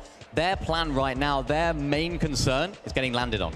What could happen in these final 3 games? Could there be a team in maybe 50th place, down there, 40th place, that could think, you know what, we've got 3 games to make something happen, 1.5x points, why don't we just go for the best loot, see what we can make of it? If Peterbot and Pollo can do it, why can't we? I don't think Queasy and Thomas have that same concern. Yes, they're not in first place, but their drop spot isn't necessarily the most overpowered drop spot. It hasn't got those medallions, it hasn't got those mythics. So I think that's where the difference in their strategy and their approach to this halftime break has been, because I think Peterbot and Pollo are in that danger zone right now. Anything can happen. I mean, we heard at the start of the day, I believe it was Acorn and Cole, that they said, listen, if we're up there in 2nd place and it's Peterbot and Pollo, we're going to be landing on them.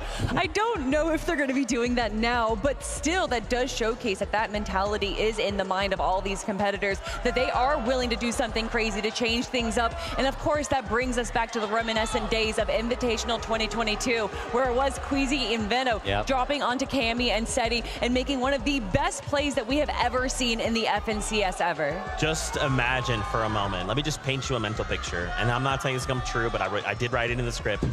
Peterbot Pollo, suddenly Thomas HDE, Queasy, they're both contesting each other. They decided we're gonna fight it out right here. And then all the rest of the lobby is just like, we're also gonna be part of this. We're just gonna eliminate both of you. And just kidding. I hope that doesn't happen. But that's a very interesting point. In that moment, you know, in Invitational, we would have never, and I don't think anyone would have ever imagined that was what the play that would have been made. And so here with 3 games left, you got to start thinking as a duo, like, bro, we can make one of those plays. It's high risk, high reward. But at the end of the day, like, it could win us a global championship. It could send us into the top 10 and receive life-changing amount of money. I mean, there's so much on the line here. I think that was a very specific situation, though, in the Invitational, where Cammy and Seti and Queasy Veno were so far ahead of the competition that even if Queasy and Veno did go down in 2nd place, they would have been there regardless, because they knew that Cammy and Seti were so much stronger in the end game there. So I think that as far as other players landing on the raft, because there was at 1.4 teams, why not 40 teams? I think that is a very specific situation, because a lot of these teams are still trying to climb up that leaderboard and not sacrifice those placement points. I think it is a specific situation, but I also think it's a specific situation that could actually happen, right? With how well those top 2 teams are playing, it could happen, Zeke. That's right. Our players are taking the stage once again. They are preparing themselves mentally, but this is not the only competition that has been going on this weekend. There's another one happening on the Fortnite Battle Stage!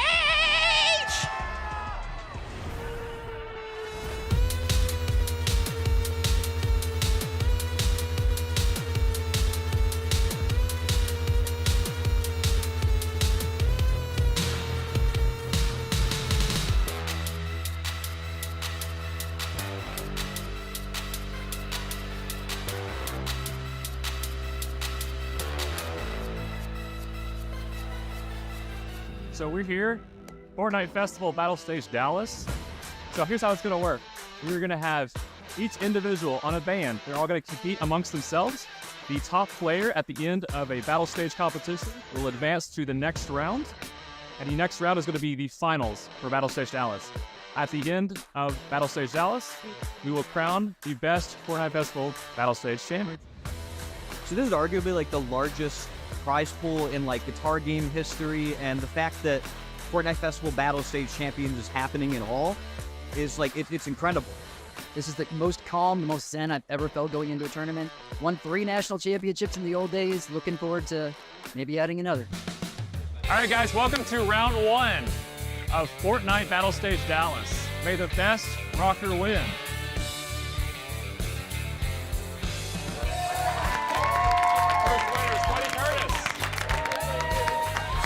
Held you right out. I'm gonna win the whole thing.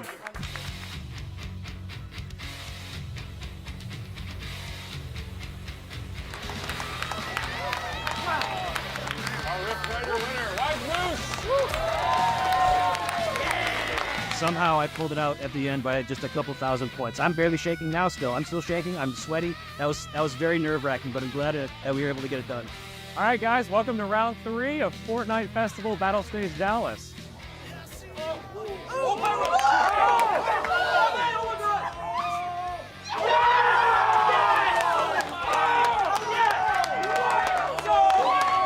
Nerves being up here is just insane. Like, you are not prepared until you get up here. Battle stage is completely different from main stage.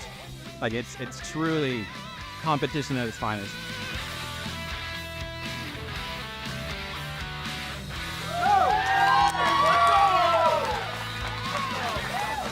Hey, this is my first time playing in an official tournament in over a decade. Feels pretty good. Let's be honest here. So let's go!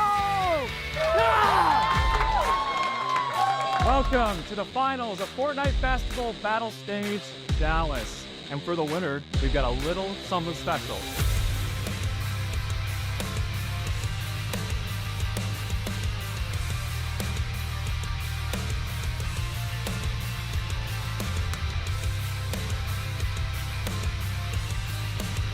Where's my D-pad?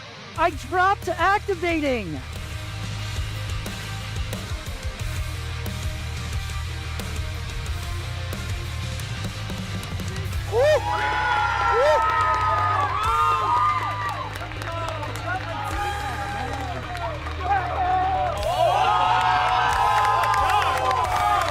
Congratulations, Moose, for winning, and congratulations to the Rift Raiders. I did it for him. He couldn't be here with us today, but I was here. He was here with us in spirit, and I did it for him. My best friend, I don't even know how to feel yet. I don't know. It doesn't even feel real at this point. But it is real because I'm holding the golden guitar. So that's very cool. I could be more happy with how I played. I hope we see more competitive events like this in the future. Because, man, so many people getting into great music, so many people getting into competition. That's what it's about. Love it. Well, next time, I'm definitely bringing it home.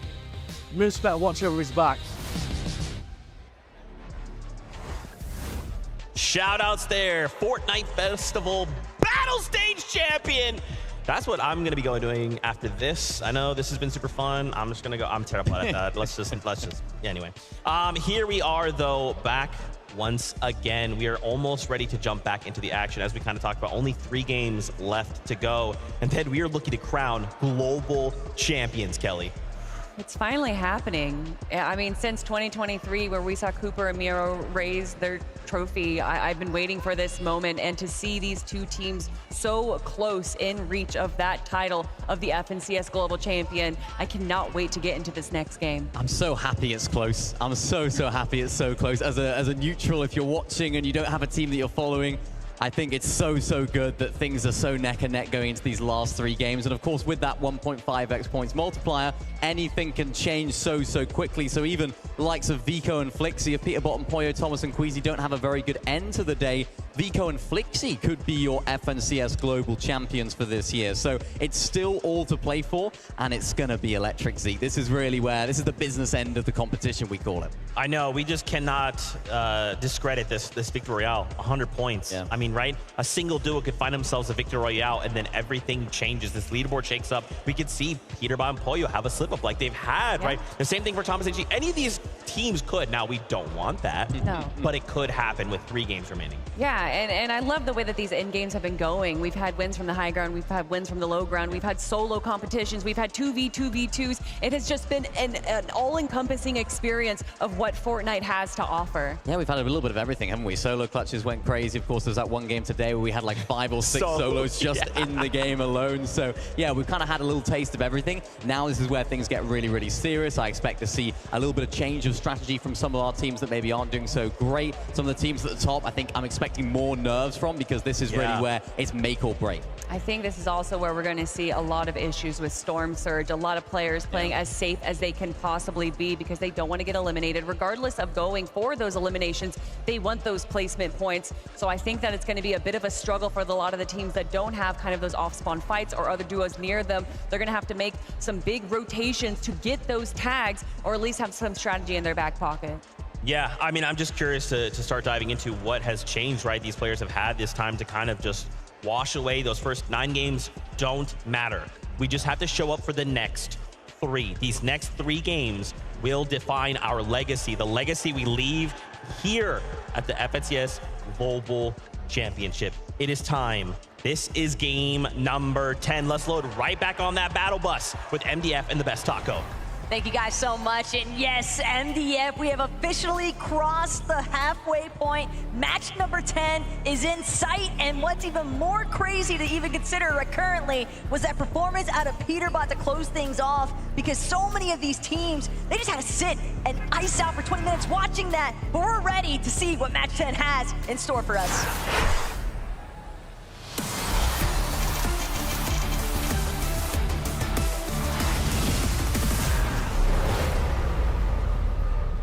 And like I'd already mentioned, MDF, everyone witnessing Peterbot's pop-off to conclude match number 9, then you go with your duo, you sit and you wait, think, talk, but what do you do realistically when you are dealing with the Thanos of the lobby? Yeah, I mean, hey, they said it, we didn't, right? This is the truth of the matter, is that everyone looks up to this team as clearly the most powerful in the lobby, but now that we are in the back half, I mean, that short break does allow for other teams to try to sit down and formulate a strategy. 30 minutes between a game where you get to look into the VOD, look into the replay client, right? Feel out what exactly is going on around you is a huge, huge opportunity. I mean, even now, we're seeing people like Acorn potentially find fights there in the feed, but Huddy and Kovacs need to just escape this duo, quite honestly. Seems like Sky beat Huddy and Kovacs to the punch. He's actually got a Gatekeeper shotgun, which is going to fare significantly better, you would think at least, but Huddy actually going to find the first assault. Sky has been knocked. It's exclusively down to Scroll now to try and stay alive, but he's not going to be able to make it work. Huddy and Kovacs, once again, fully in control and commanding Rebels Roost. Very nicely done for them now, as we are just jumping into things here. Peterbot, Pollo looking pretty good now. What's happening though? There's action happening here at the raft.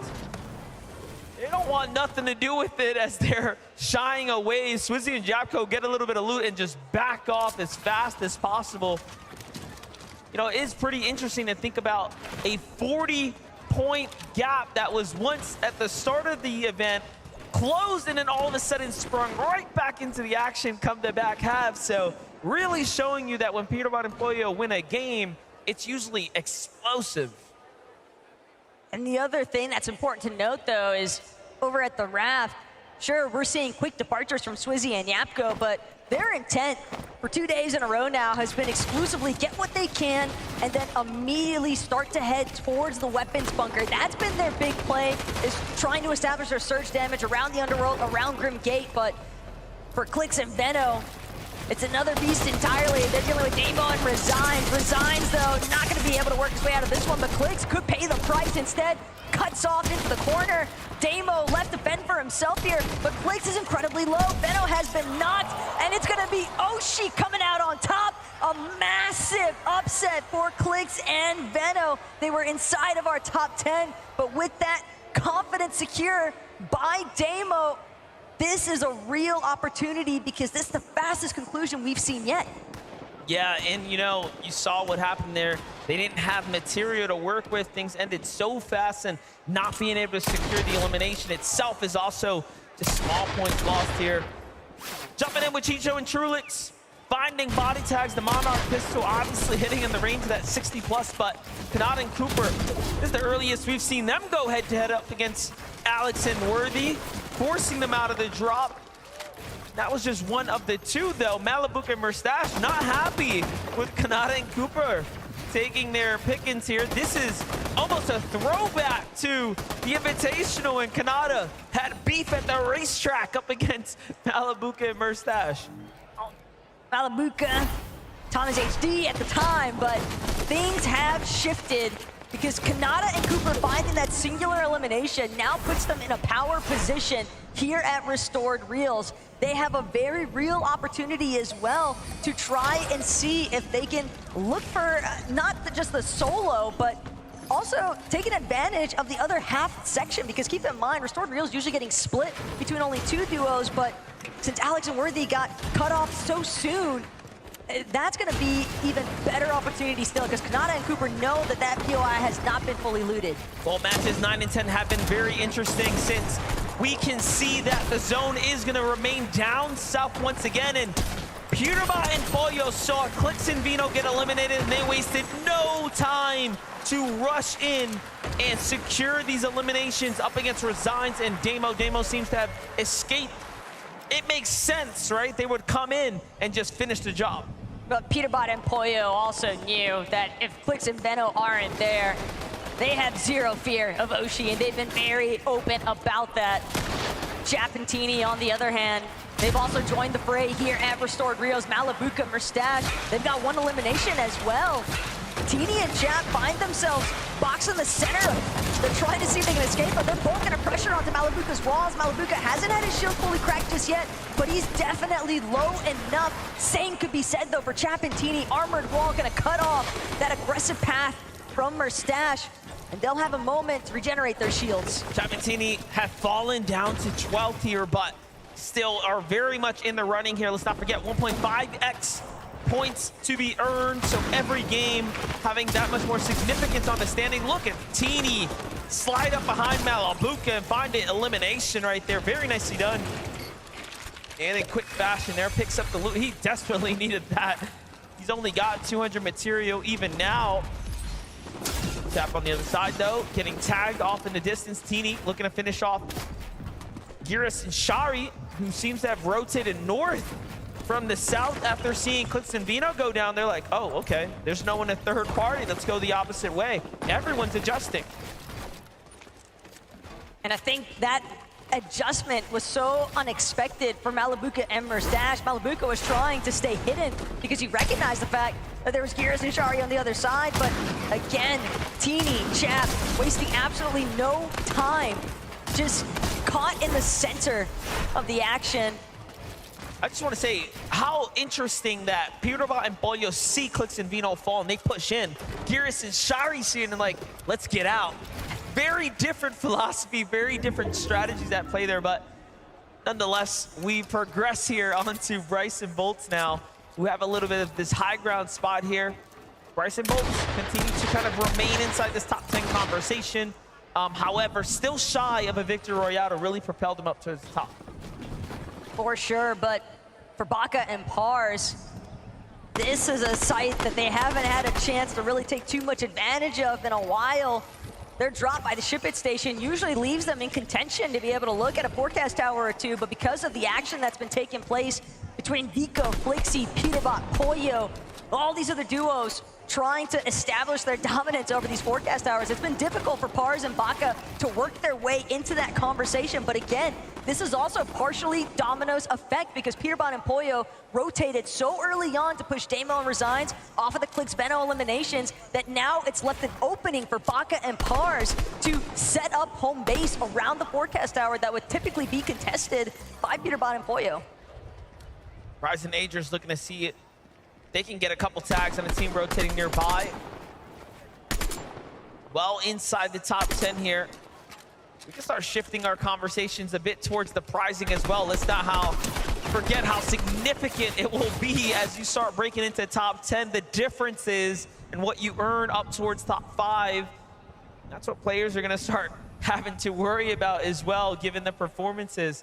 Even if first place is not in the question, you wanna be up as high as possible.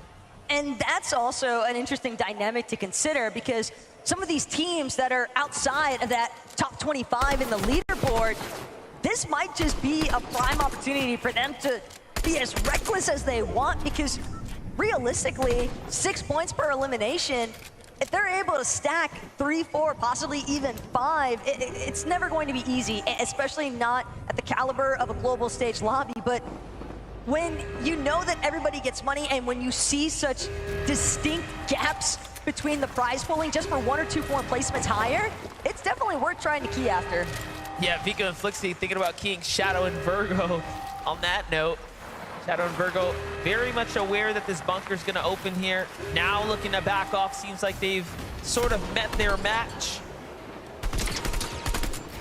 We had time to catch up with Vico's parent, and they said they expect Vico to get much more eliminations today. That is what is the hopes. And look, he has done just that. He is in 3rd place right now. Vico and Flixie absolutely have proven to the world that they are a scary team and someone to be respected. Just seeing the way that Vico's mom is so invested, though. I mean, granted, I would imagine that any parent would be, but it's just the emotional display. I can only imagine what it's like, because even for us watching, the anxiety is bound to hit. Nerves definitely starting to build here, but the shots have to stay clean as ever for all of these players involved, because you might not have as many opportunities as you would hope for, and Spinx managing to connect some very optimal shots with that Striker Burst assault rifle. He's definitely under a little bit of duress himself on the top of his surge base. Haven't seen much of the early game from Dukes or Spinx, but they are creeping their way up the standings. Just a silent team at the moment. On the other side, Bugha and Aviv looking to make some noise here at the Reckless Railways. I was just gonna say, but you gotta be careful, because here comes Flixie and Vico coming back to home territory. First tag's gonna come out onto Aviv by Flixie from the low ground. A great peek, and Aviv's gonna respect the damage coming in from Vico now and back off. But both of these teams need to be wary of the fact that they don't want to get caught outside of the zone for a little bit too long. Teams inside of the zone already managing to build up more primary positioning, and when you're trying to break through some of these surge bases that are in more of that central map position, it can be very difficult to work around and still retain as many resources. All of these splashes, a little bit of Flowberry Fizz that Vico has left over. It seems right now he can definitely buy himself more time than what Bugha and Aviv had to offer, but because of that factor, Bugha, Aviv, they're not really interested in the fight. One thing to note too, the bunker, not really talked about how much ammunition it serves out to the players that secure it. You saw there, Vico and Flixie had 300 ammunition apiece, where you start jumping into other teams who are quite literally dwindling down on resources so soon, they'll start to run out. It's a big part of the reason why Kovacs seemingly wants to see if he can find another refresh if possible, but again, teams next to the Nitrodrome fully aware of the fact that these last little bits of metal are probably gonna have to be the hard mats that carry them through the rest of this mid game. Some nice connections though. Rapid, that is a big knock. A huge knock there. And look at this, we jump back in and Flixie's actually down. What went wrong? And now it's up to Vico to try to play this one out. We saw Flixie lurking, trying to get a weird angle onto Aviv and Bugha, and they might have actually caught him off guard. Aviv and Bugha may have even falsely alluded to Vico and Flixie as if they were, trying to just escape, but in actuality, they were really just setting the trap all along. Flixie was playing rather separate in the first place, and yeah, here, you can already tell, shields cracked, low and exposed, and too easy for the big cheese to take care of. Aviv and Bugha on the move now. No one in sight here as they get a nice clean rotate down the river's edge here. This is match number 10. The back half of the tournament is very much underway here. Aviv and Bugha have a long way to go if they want to break into that top 10, but they are knocking on the door now, as several eliminations in a good placed game here will put them inside the conversation. And this is after having such a struggle day one, right? Completely, almost unheard of for Bugha and Aviv, but this day two performance is one to be impressed with. Meanwhile, Huddy and Kovacs from one bad game the previous round, seems like they're carrying that bad vibe into this one here as well. It's not looking good. From the frying pan straight into the fire is what it feels like currently for Huddy, but he's hoping he can continue to try and make his escape. Chap, though, intent on looking for the confirmation of this next elimination. He wants the points, but more importantly still, he wants the siphon of those materials. Well, all the little goodies that Huddy might still have to offer with his loadout as well. Keep in mind the splashes and the ammunition can go a long way for some of these teams that don't have those weapon bunkers like you already called. Vico has now brought back Flixie with the reboot van. The most important part about losing your teammate, I think, is the time lost, right? And the resources handed over to the opponent to, of course, secure it. Sure, you'll have time to kind of get back into the swing of things, but you are very behind on time now, which obviously is so valuable, and you do not get back. Well, I think what's even crazier still is the fact that they were still a couple hundred damage above the threshold. Despite this setback, they are still in an okay position to try and crawl their way out of the hole that Aviv and Bugha essentially placed them into. But top of Rift Island definitely starting to heat up here. Muzz, Epic Whale, after some very essential material. They have 0 metal though, and that could be a massive detriment as the mid to late game transition begins to unfold, because they're gonna have to play exclusively off of brick walls if they enter any engagements at the top of Rift Island here. Still very, very difficult spot to be in for Huddy here. They have the damage, not much more than that. That's really the truth of it. Look at how many teams have also began to kind of house up here on the Rift Island. You have the likes of Muzz and Epic Whale, amongst others. Huddy here just trying to figure out what he can scrap together. Material is extremely low here. Even now, he's playing with fire here as he's trying to inch his way into the structure above, getting ever so closer to visuals and company. But on the other side, Peterbot and Pollo making a move here from the outside of the zone now, and they are not looking too hot down at the Redline rig. This could actually be a big spot of trouble here if Peterbot and Pollo aren't careful. They had teams on both sides of them as they continue to try and work their way into Brawler's Battleground. Just look at the amount of materials they've had to expend already, and they're still sitting just outside the edge zone. All the while, Vico, Flixie, they have cracked into the edge, but now they got to try and break past Reason and the deal. This is a fight they've seen before. No strangers to one another on the European region. However, there's still Michael and Job also firing in on this fight, so it's not just a clean 2v2. Vico and Flixie, though, have a lot to worry about. They need damage, but more importantly, they need this refresh. Job steps in and just gets crushed for a moment there, but Flixie damaged as well. Vico doubles down on the armored walls and actually finds the elimination. Meanwhile, Pollo and Peterbot are fighting their way in as well. And this time it's up against Cold and Acorn. Cold and Acorn have been struggling today as far as their surge has been concerned, and big part of the reason why they don't have that direct contest that they were able to depend on in day number 1 up against the likes of Andalux and Sato. So taking this exchange with Peterbot and Pollo, it's only going to hinder both teams at this stage, because Baka and Pars, they're starting to put their heads into the mix, and Resigns, a lone soldier, he's not going to be able to make it out. Huge pickup for Epic Whale, though. He's actually going to be the one to get the last tag from the Rift Island down onto Resigns there. Meanwhile, you would have thought it was Damo who was close nearby, but no, it's Agers in the storm, looking like a solo as well. What is happening here? This is going to give a sense of security to Pollo and Peterbot when the skin comes out and they see Agers potentially there in the distance. Yeah, they're also going to recognize the fact that he's a... They're going to think he's a solo, but he's not. Agers is just far enough away from Rise, though, that Pollo and Peterbot, you saw the confidence in that movement. They were full sprinting. They're not trying to hide anything about their intention. And Agers instantly recognizing the danger in sight. It's going to fall back immediately. And now Pollo, Peterbot, they see his duo in the distance, and they're going to opt to fall back. Agers and Rise will live to see another day. Definitely a close one. Pollo and Peterbot are moving so fast as well. And, you know, for good measure, they need more damage. They are not quite there just yet. Giras and Shari going to be the next ones up for Pickens here.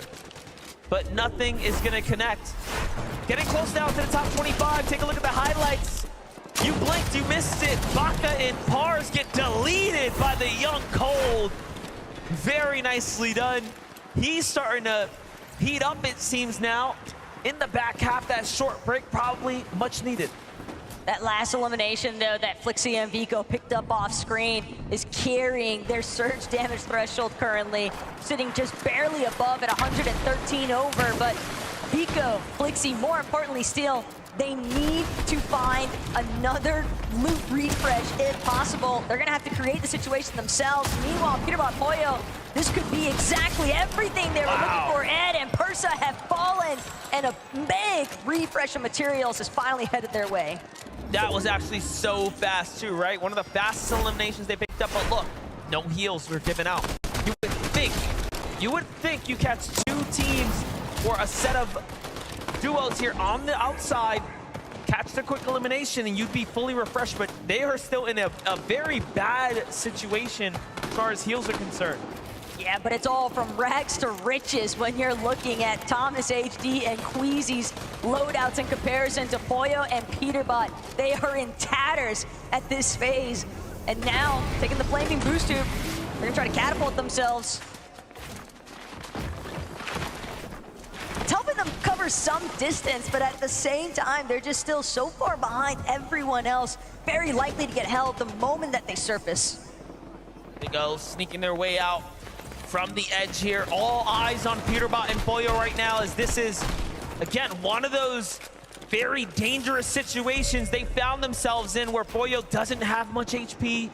Peterbot holding on with just a single strong foot. Let's see it though. They find a little weak ramp here, try to double out onto Jonathan Pixis.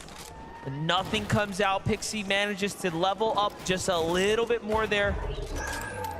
And the hunt continues.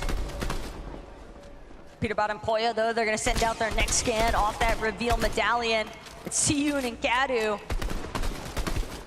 But Siyun and Kadu, they might even be caught in a different exchange of their own.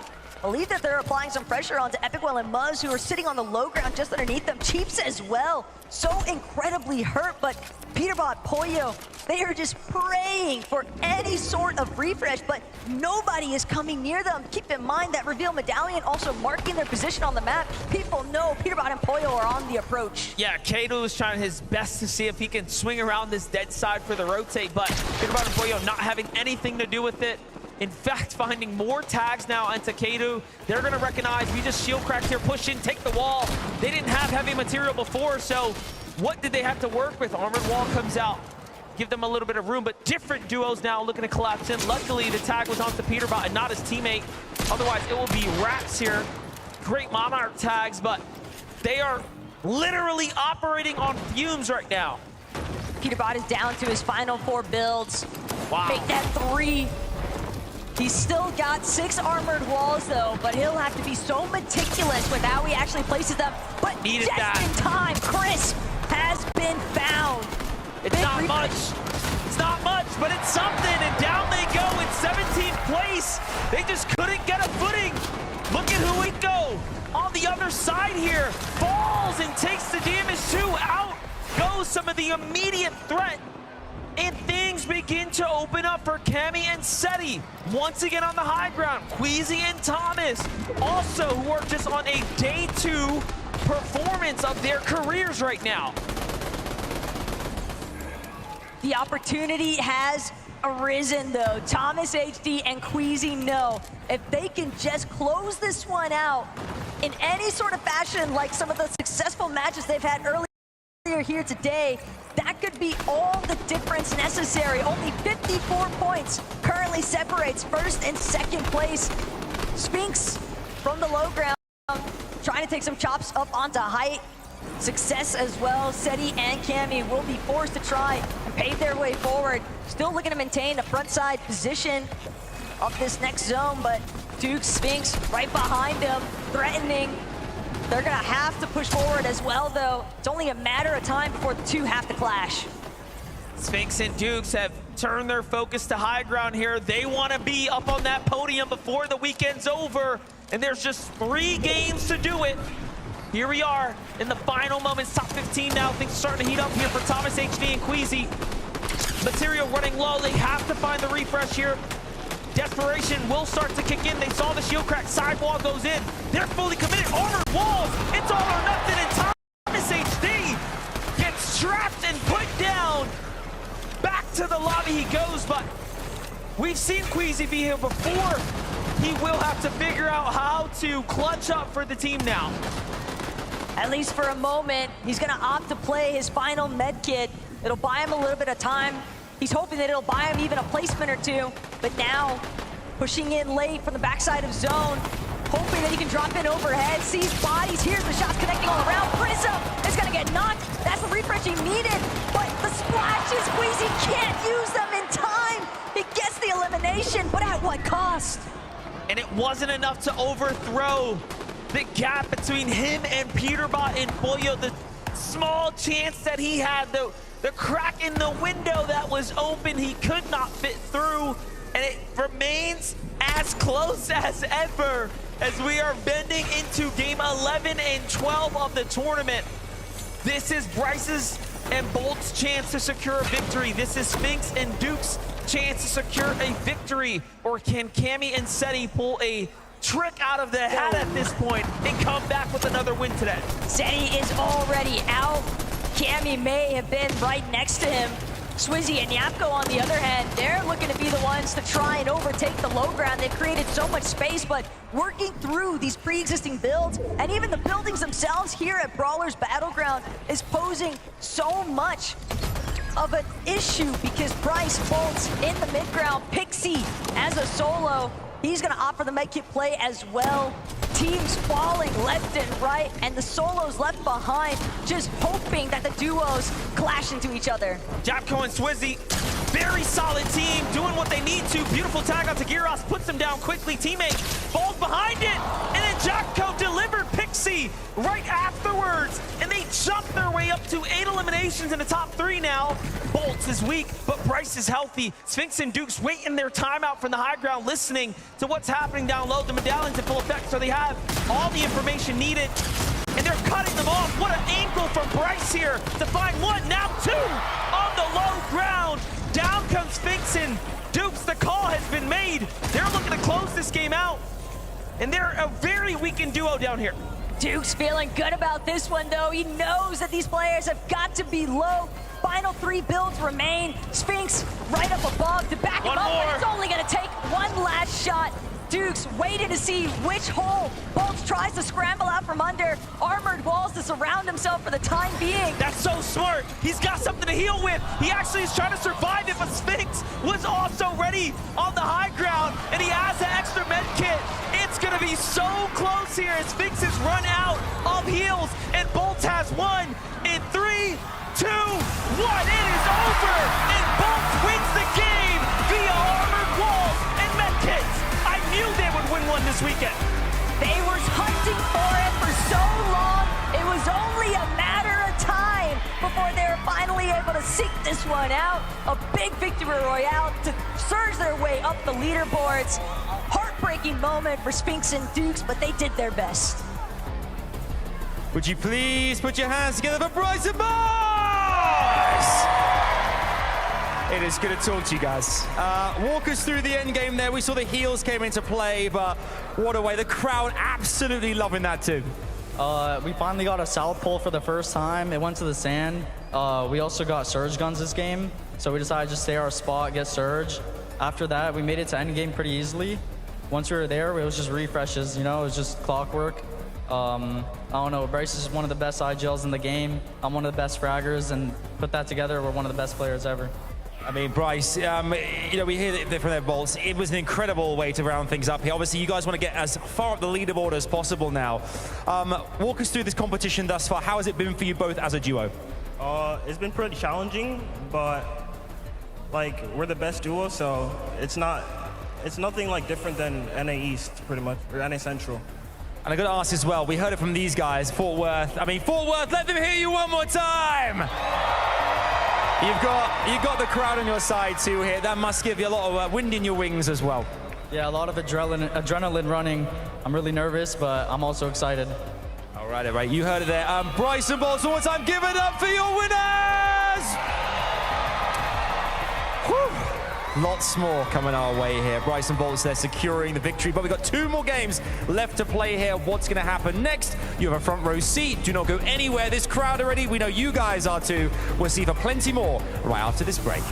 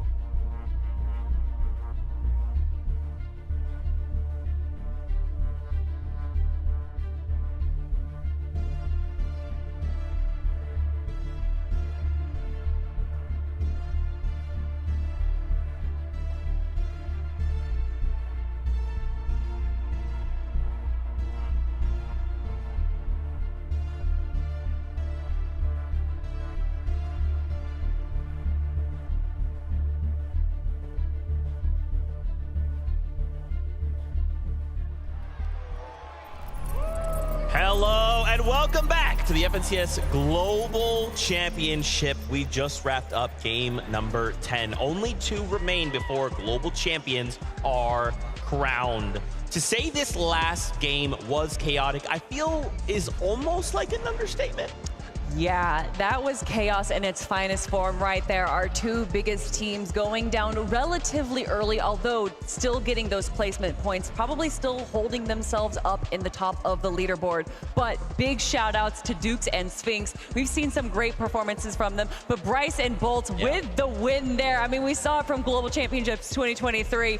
Bryce getting that 6th place with Chubbs. Now, bringing it back again to show how well he can perform on the big stage. Yeah, I mean, they said it right there. They have the perfect partnership. They have the best IGL, the best fragger in their opinion, and they think they are the best duo, which is of course what we got to see in this game right here. They're a little bit lower down on the leaderboards too, so this is what the second day can do. That 1.5x points can really boost them up in the standings, which I'm sure we'll take a look at very soon. But it's this moment right here where Bryce goes down. Bolts of course had to pop that med kit, and Dukes just couldn't get inside of that box because he placed all of those armored walls. What a great strategy, and ultimately it was because he had more med kits at his his disposal. Such a smart play, and it's also a bit of a risky play, right? Because you don't know what is in Dukes' loadout there. You don't know if he has the medkits. You just have to make that call. And a lot of the times we see these low ground teams, when it does come down to a heal off, kind of scour the low ground there, trying to find the medkits. But he says, no, I have to believe this is my chance. I'm not giving the high ground team a chance to drop down and eliminate me. I'm going for the heal off. Yeah, you just have to commit, right? That's a great point, because like obviously we as viewers, we have all of the information, right? We can kind of see everyone's healths and everything, but the players can't, right? They're just going, they're down below me, commit health, the med kit. We don't have another choice. This is the only health I have, right? So very interesting to see. Let's take a look at our leaderboard with only 2 games left. How are things going? Peterbot, Pollo still holding on, especially after that last game. What I found very interesting about Peterbot and Pollo in that game, they started the game with Bunker, right? But yet most of the game, they were just shambles. Yeah, we saw how deep into the storm that they had to go for that bunker. And when that happens and you have to do a big rotate, they're landing over in the raft, and it was a southeastern zone. And then by staying in the storm to get that bunker, you just have so much potential to sacrifice, especially when people are paying attention to all those outside teams going for those tags. You just have to use mats, and you're going to have to use your heals a little early in that situation. Yeah, the casters mentioned it as well. They made a more quick south rotation, of course, within that very first zone to take out the OCE team down there that took out Veno and Clix, and I think they didn't get the forecast tower there either, so they were always back in the storm. They didn't know where that next zone was going to be, so they couldn't plan ahead. And we've kind of seen that a lot throughout the day and the whole weekend, I guess, with Peterbot and Pollo. They haven't necessarily looked like the most healthy team, the most stacked team at all circumstances and all situations, but they have the fragging power, they have the ability to pull themselves out of that situation, and that's what makes this team so great. Absolutely. We saw there in a moment, Thomas HD jumps into a box, making the maddest play I think I've ever seen. What's interesting about this duo, right? Earlier on in the game, around 4th zone, they're sitting 700 above. Yeah. And then we go into like 7th zone, they're 400 above. And then kind of running out of steam as far as like mats are concerned. Yeah, I mean, look at this, just 3 builds available to them, unfortunately jumping into that box. It was possible that Thomas HD thought that it could have been a solo, but Queasy, once again, just with that solo clutch, even though he wasn't able to get too much besides the elimination and an 11th place finish, that still adds up, Mini. Yeah, it does. I mean, it was a similar situation to earlier on where he actually left the body in the storm. He couldn't get the heals and the materials and stuff that was on that body earlier. He went for it this game. He tried it. He saw those chug smashes, which of course can heal your whites, and he tried to go for it. Wasn't quite enough there at the end, but again, a nice game. Of course, Peterbot and Pollo there got 17th place. I think it was an 11th place for these guys right here, so they're getting the upper hand on them. They're getting the edge on them. It's just not quite enough to take over that first place spot at the moment. This is going to be a fight until the very end. 2 games left to go, and then a champion will be crowned. Fortnite fam, let's get ready to jump into game 11 on the day. Casters, over to you. Here it is. There's only 2 more chances now. Match 11 being one of them coming right up. It almost feels so surreal at this point, MDF, that we are right on the cusp of crowning our next global champions. Yeah, and it is really close at the top. I can't believe Queasy and Thomas couldn't take the small opportunity available, but let's see it.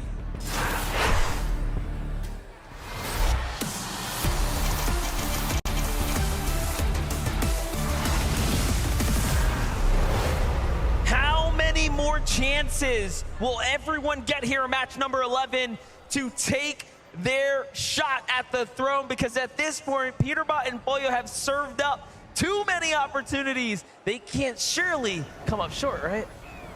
You would think so, but at the same time, NDF, with a 1.5 times point multiplier, anything is possible. And speaking of crazy possibilities here, Brutal Beachhead, Galgamer, Haman, they're actually going to fly right overhead. They've recognized they have been completely outdropped. Their intentions are elsewhere. Sato and Andalex, though, on the north side of the warship here at Brutal Beachhead. Could be a moment for Acorn and Cole to potentially manifest their own destiny here on the day, because they have certainly encountered a fair share of struggles. And the contest also continues at the Rebels Roost for Kovacs, Putty, Sky, and Scroll. Looking for an opportunity, looking for an angle right now. Huddy's gonna get a huge pickup from the drop right there. So that's the round out the loadout here. Shotgun, AR ready to go.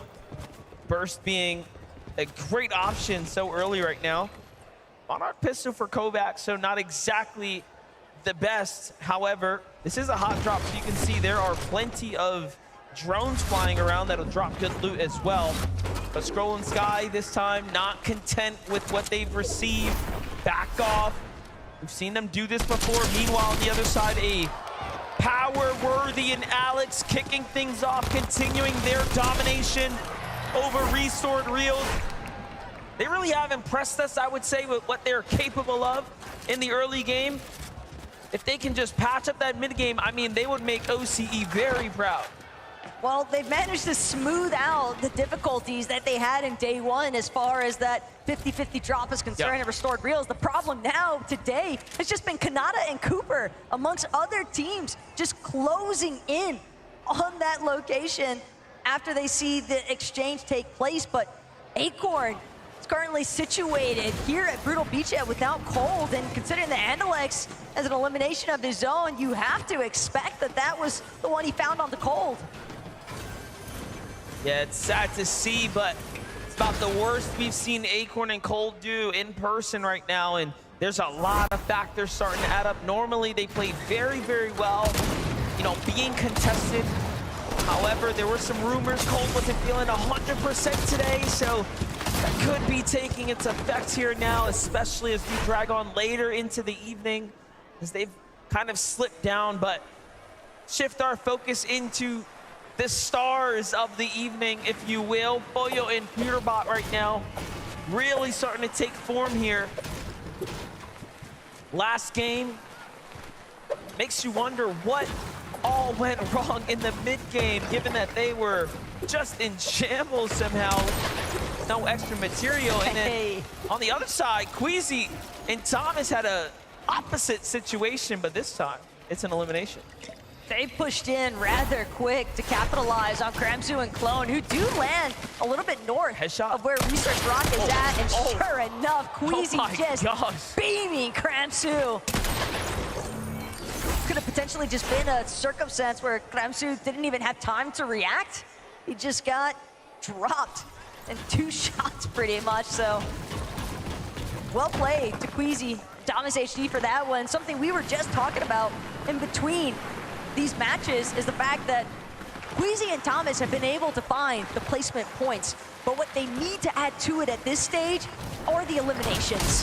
Definitely being elimination light is what's holding them back on the standings right now, but consistency is surely theirs, and that'll trump everything. Talk about consistent teams. Vico and Flixie have been online, but this time they have to be careful, have to be wary of Bryson Bolts, who are coming off a Victory Royale, given that they are another top 10 team. So that's not gonna be easy by any means, but a battle for the Forecast Tower is, of course, worth fighting for. And we've seen Bryson Bolts escape already with the cards, so. Not only that, I mean, even factor in what happened yesterday.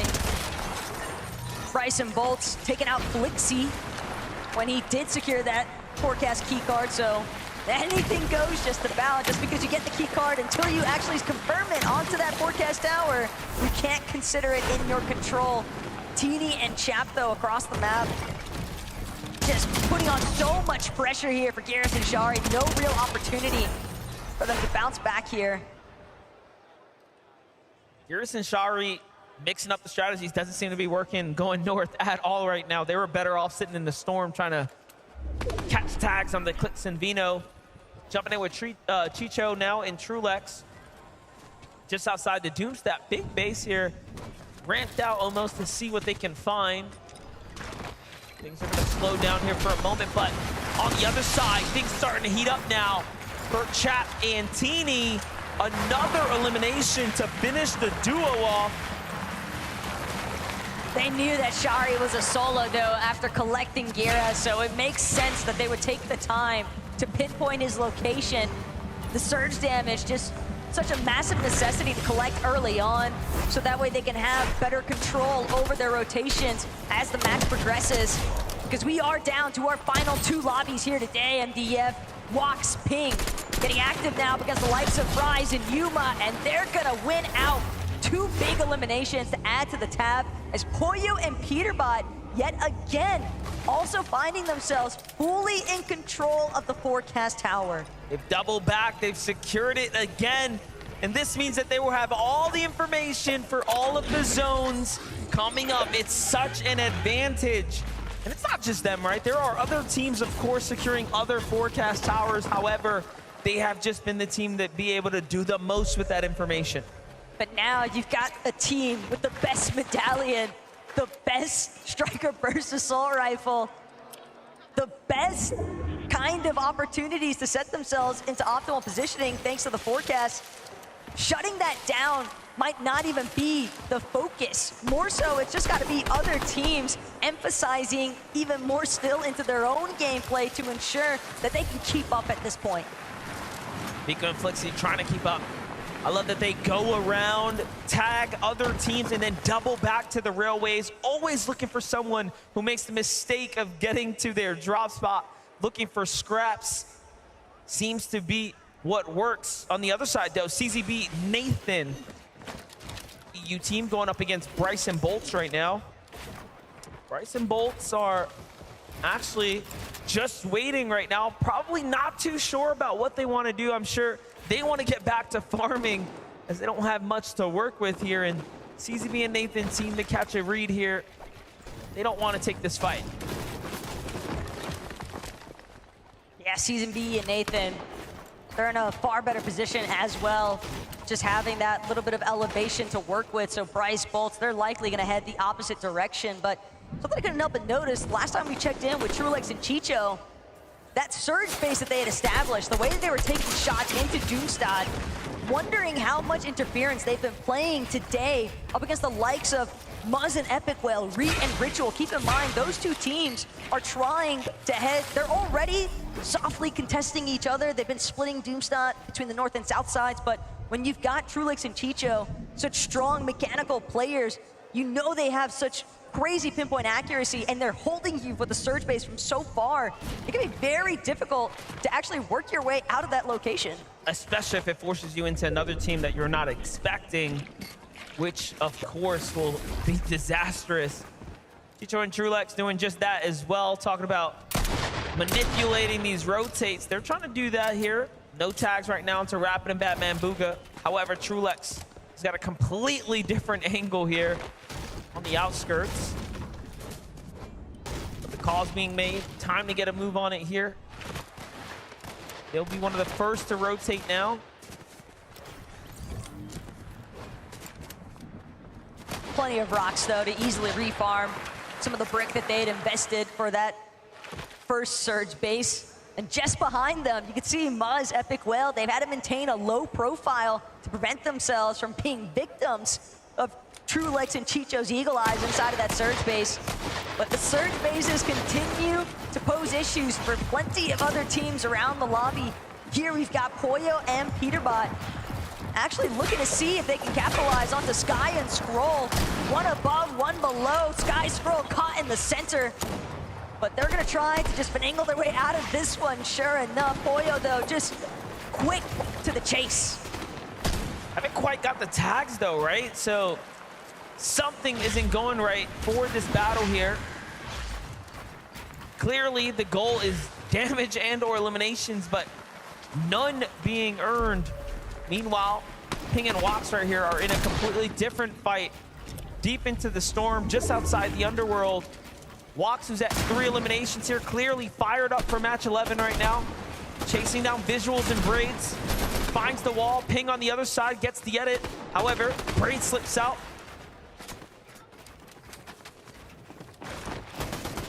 This is looking rather dire, though, for Braids.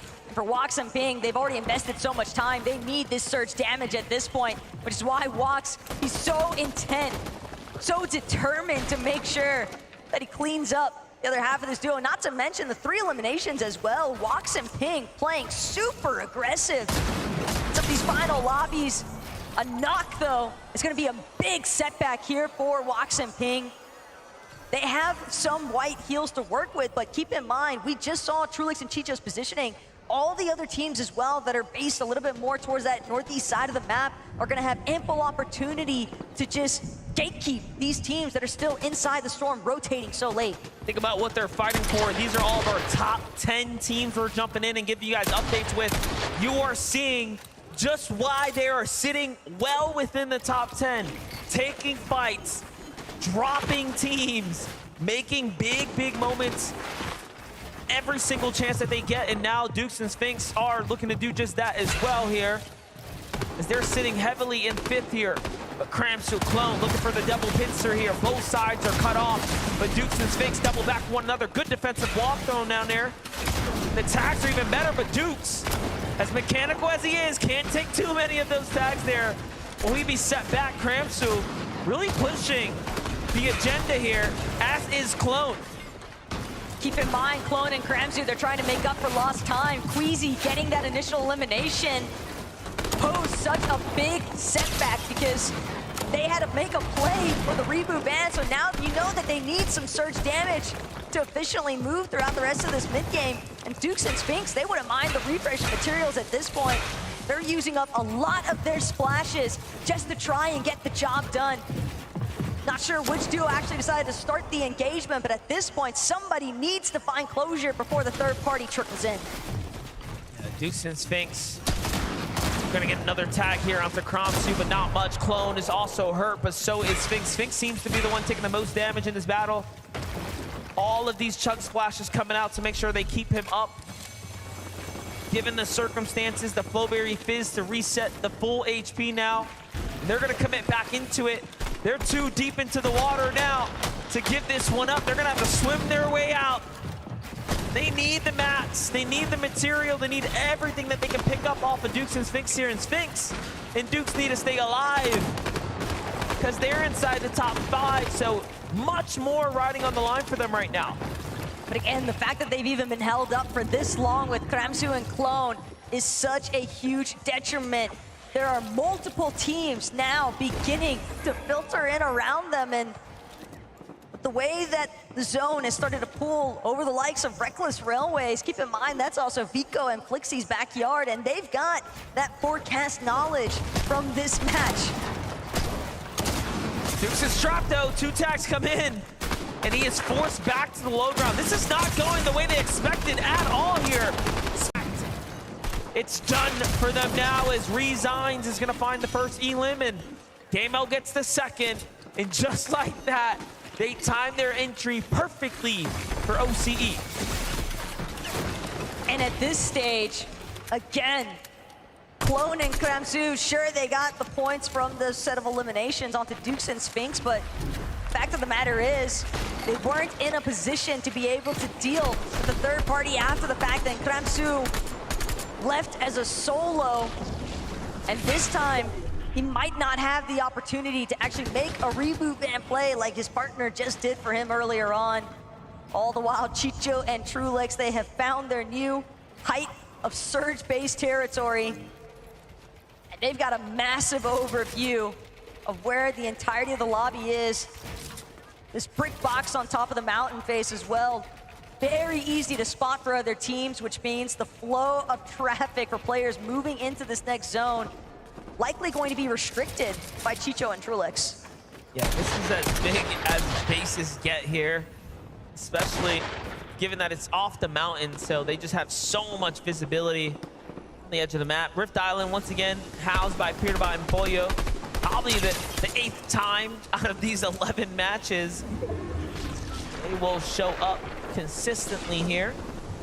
Playing into the storm right now. I wonder what's the game plan here. As they continue to rack up tags. Does seem like they will need a fight here soon. Peterbot's got all the chug splashes for this duo. Go ahead and make sure to expend a handful of them, but Pollo, Peterbot, no. It's just gonna be Flowberry Fizz into the launch pad and go, but they can see all the teams that are rifting around them, teams that might even be looking to take that launch pad later on, but most importantly of all, they're heading straight for surge-based territory. Look at who they're gonna land on. They're following Huddy and Kovacs right now. They find a fresh wall from Scrubble and Sky. that would even be a better option given that this is a weakened team. Little do they know, but Pollo gets the first tag onto him, and unfortunately that sets him back. Goes for a trade attack onto Swizzy, and Peterbot showing us exactly what he is known for, and that is that deadly aim right there to keep them in the game. But just on the line of Surge right now, floating above it. They're not completely safe just yet. Can't lose focus though. Swizzy and Yapko are not gonna go out without a fight. Sure, Peterbot might have that Mythic Striker burst, but Yapko returning fire, letting them know it's not gonna be easy. 58 below the damage threshold though for Kovacs and Huddy. They are just getting so held by everyone surrounding them, barely managing to find a shot in the nick of time. More importantly still, it seems other players falling in the lobby instead will be their bailout moment. They are fortunately gonna be able to take a quick moment to pause, heal up, and then determine where they head next. Harping out not necessarily an option. They're gonna have to fight because they need more material. Nice little pickup here for Peterbot. Still has 2 splashes to work with right now. These eliminations being a massive, massive recovery opportunity for them. Let's take a look at it. It was Worthy who was flying in here. He didn't stand a chance. Unfortunately, fell short of the storm line there.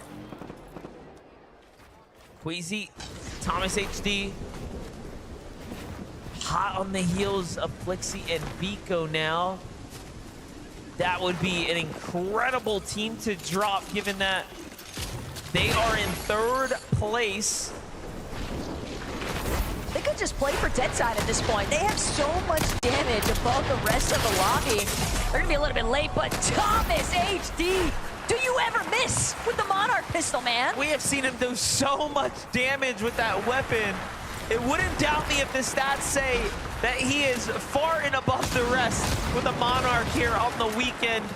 Take a look at that in just a moment, but Kovacs, Huddy now, very much below the Surge here, forced into a box-to-box engagement here. This is as scrappy as it's gonna get, and they need an elimination here now.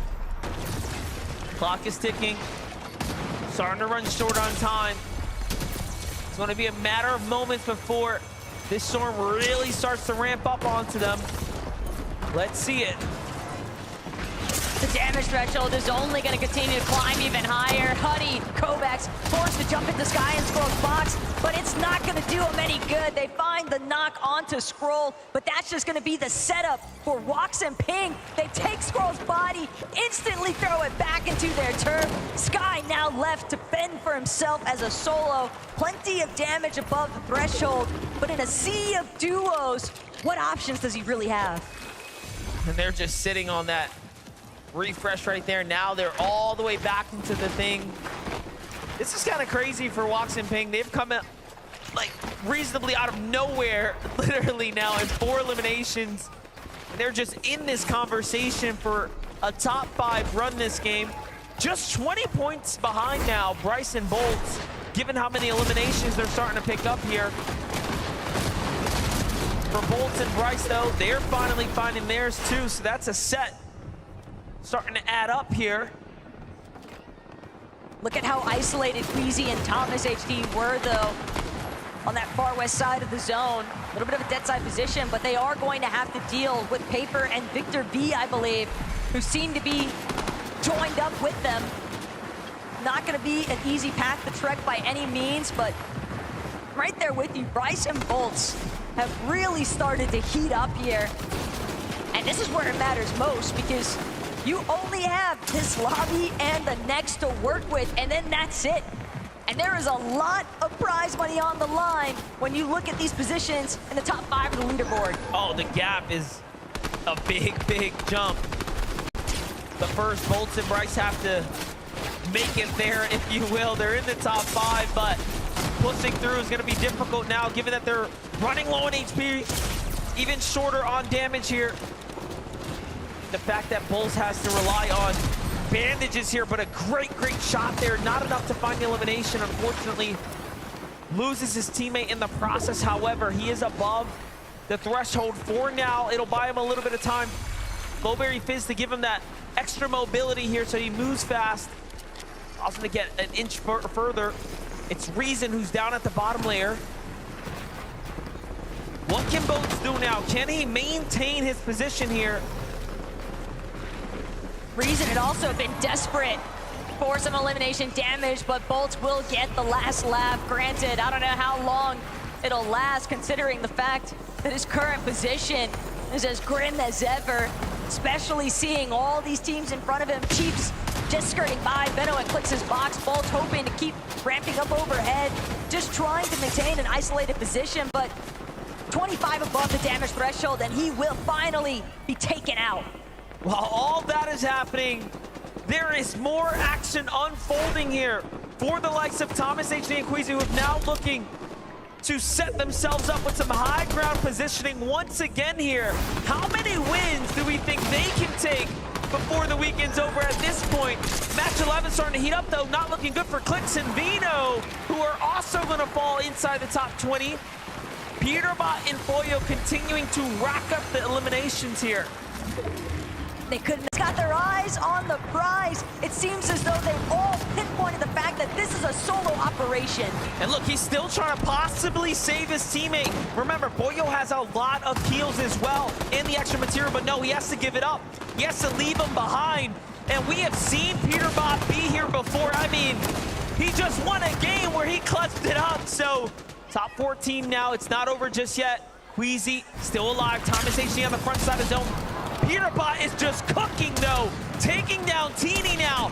Every single time he drops a team and finds more eliminations, he is gapping himself away from second and third place. And think about the mental game. It's starting to unfold for Queasy and Thomas. They're watching this elimination feed light up. Peterbot, regardless if he's got Pollo or not, he's willing to make some miracles happen. Low ground control, though, belongs to Thomas HD and Queasy. They're trying to make some eliminations happen. They need those points. They've got 5 already, but Peterbot just continuing his massacre at this stage. Keep your attention down to the bottom right now. Thomas HD just found elimination in low ground, and they're starting to put the pressure while Peterbot's trying to rotate. Thomas is going to find another one down low, and he is still cooking here. Meanwhile, Queasy backs him up and takes down Reet on the low ground there, and they are just turning up. This is why they're first and second place, giving into this 11 match right here. They are decimating the lobby. It's a 1 versus 2 scenario, but Peterbot is just making it happen. Thomas HD and Queasy sitting at 8 eliminations already, though. Peterbot gets another Ritual isolated. No Reet in sight because he's been taken out earlier on. And Peterbot continuing to tarp his way through the low ground. There's a possibility, MDF, these two might actually just clash head on. We have a 2v2 and then all solos in between. One of those solos is, of course, Peterbot. Rapid is gonna fall as well, and he just does not stop claiming eliminations at this point. Booga on the backside of zone. Don't come out, son. It's not gonna go well if you step into Peter's domain. Meanwhile, Thomas HD, Queasy are setting up the victory royale. Thomas HD, Queasy, they know. It's Peterbot and Booga.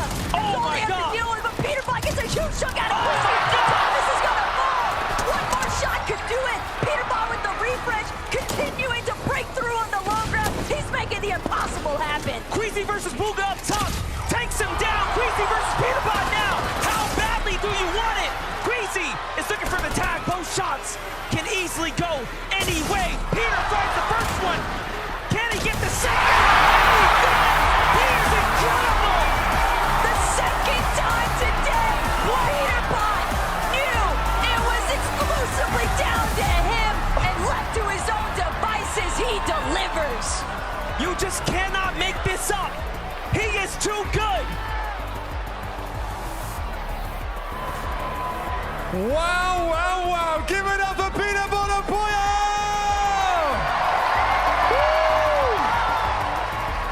You know, is that a taste of what's to come? The 1v1 versus Queasy, the last play of the game. Peterbot, you were out of your mind there. Yeah, I don't know. So I eliminated Thomas, and then I know Queasy killed one, right? And then I just knew it was a free win because it was Queasy, not Thomas, you know what I'm saying? Oh, okay. All right.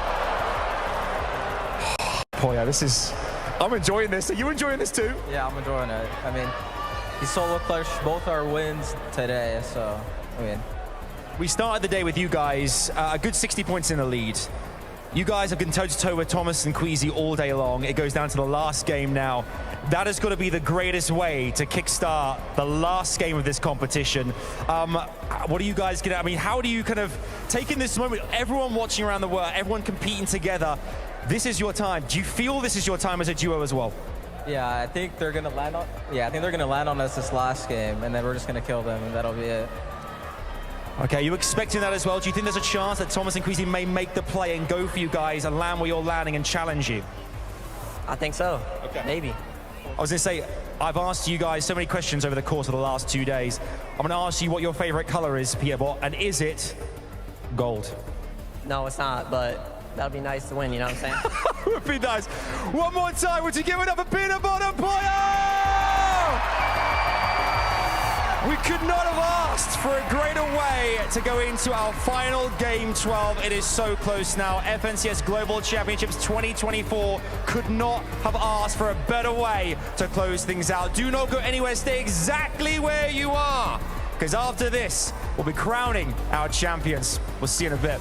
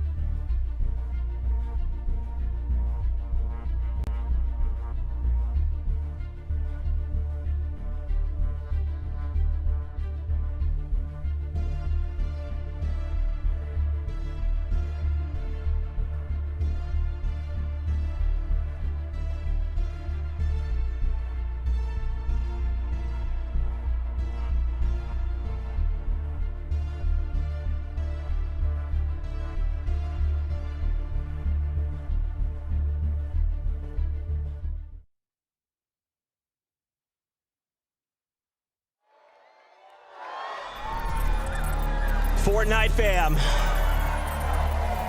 Fortnite fam.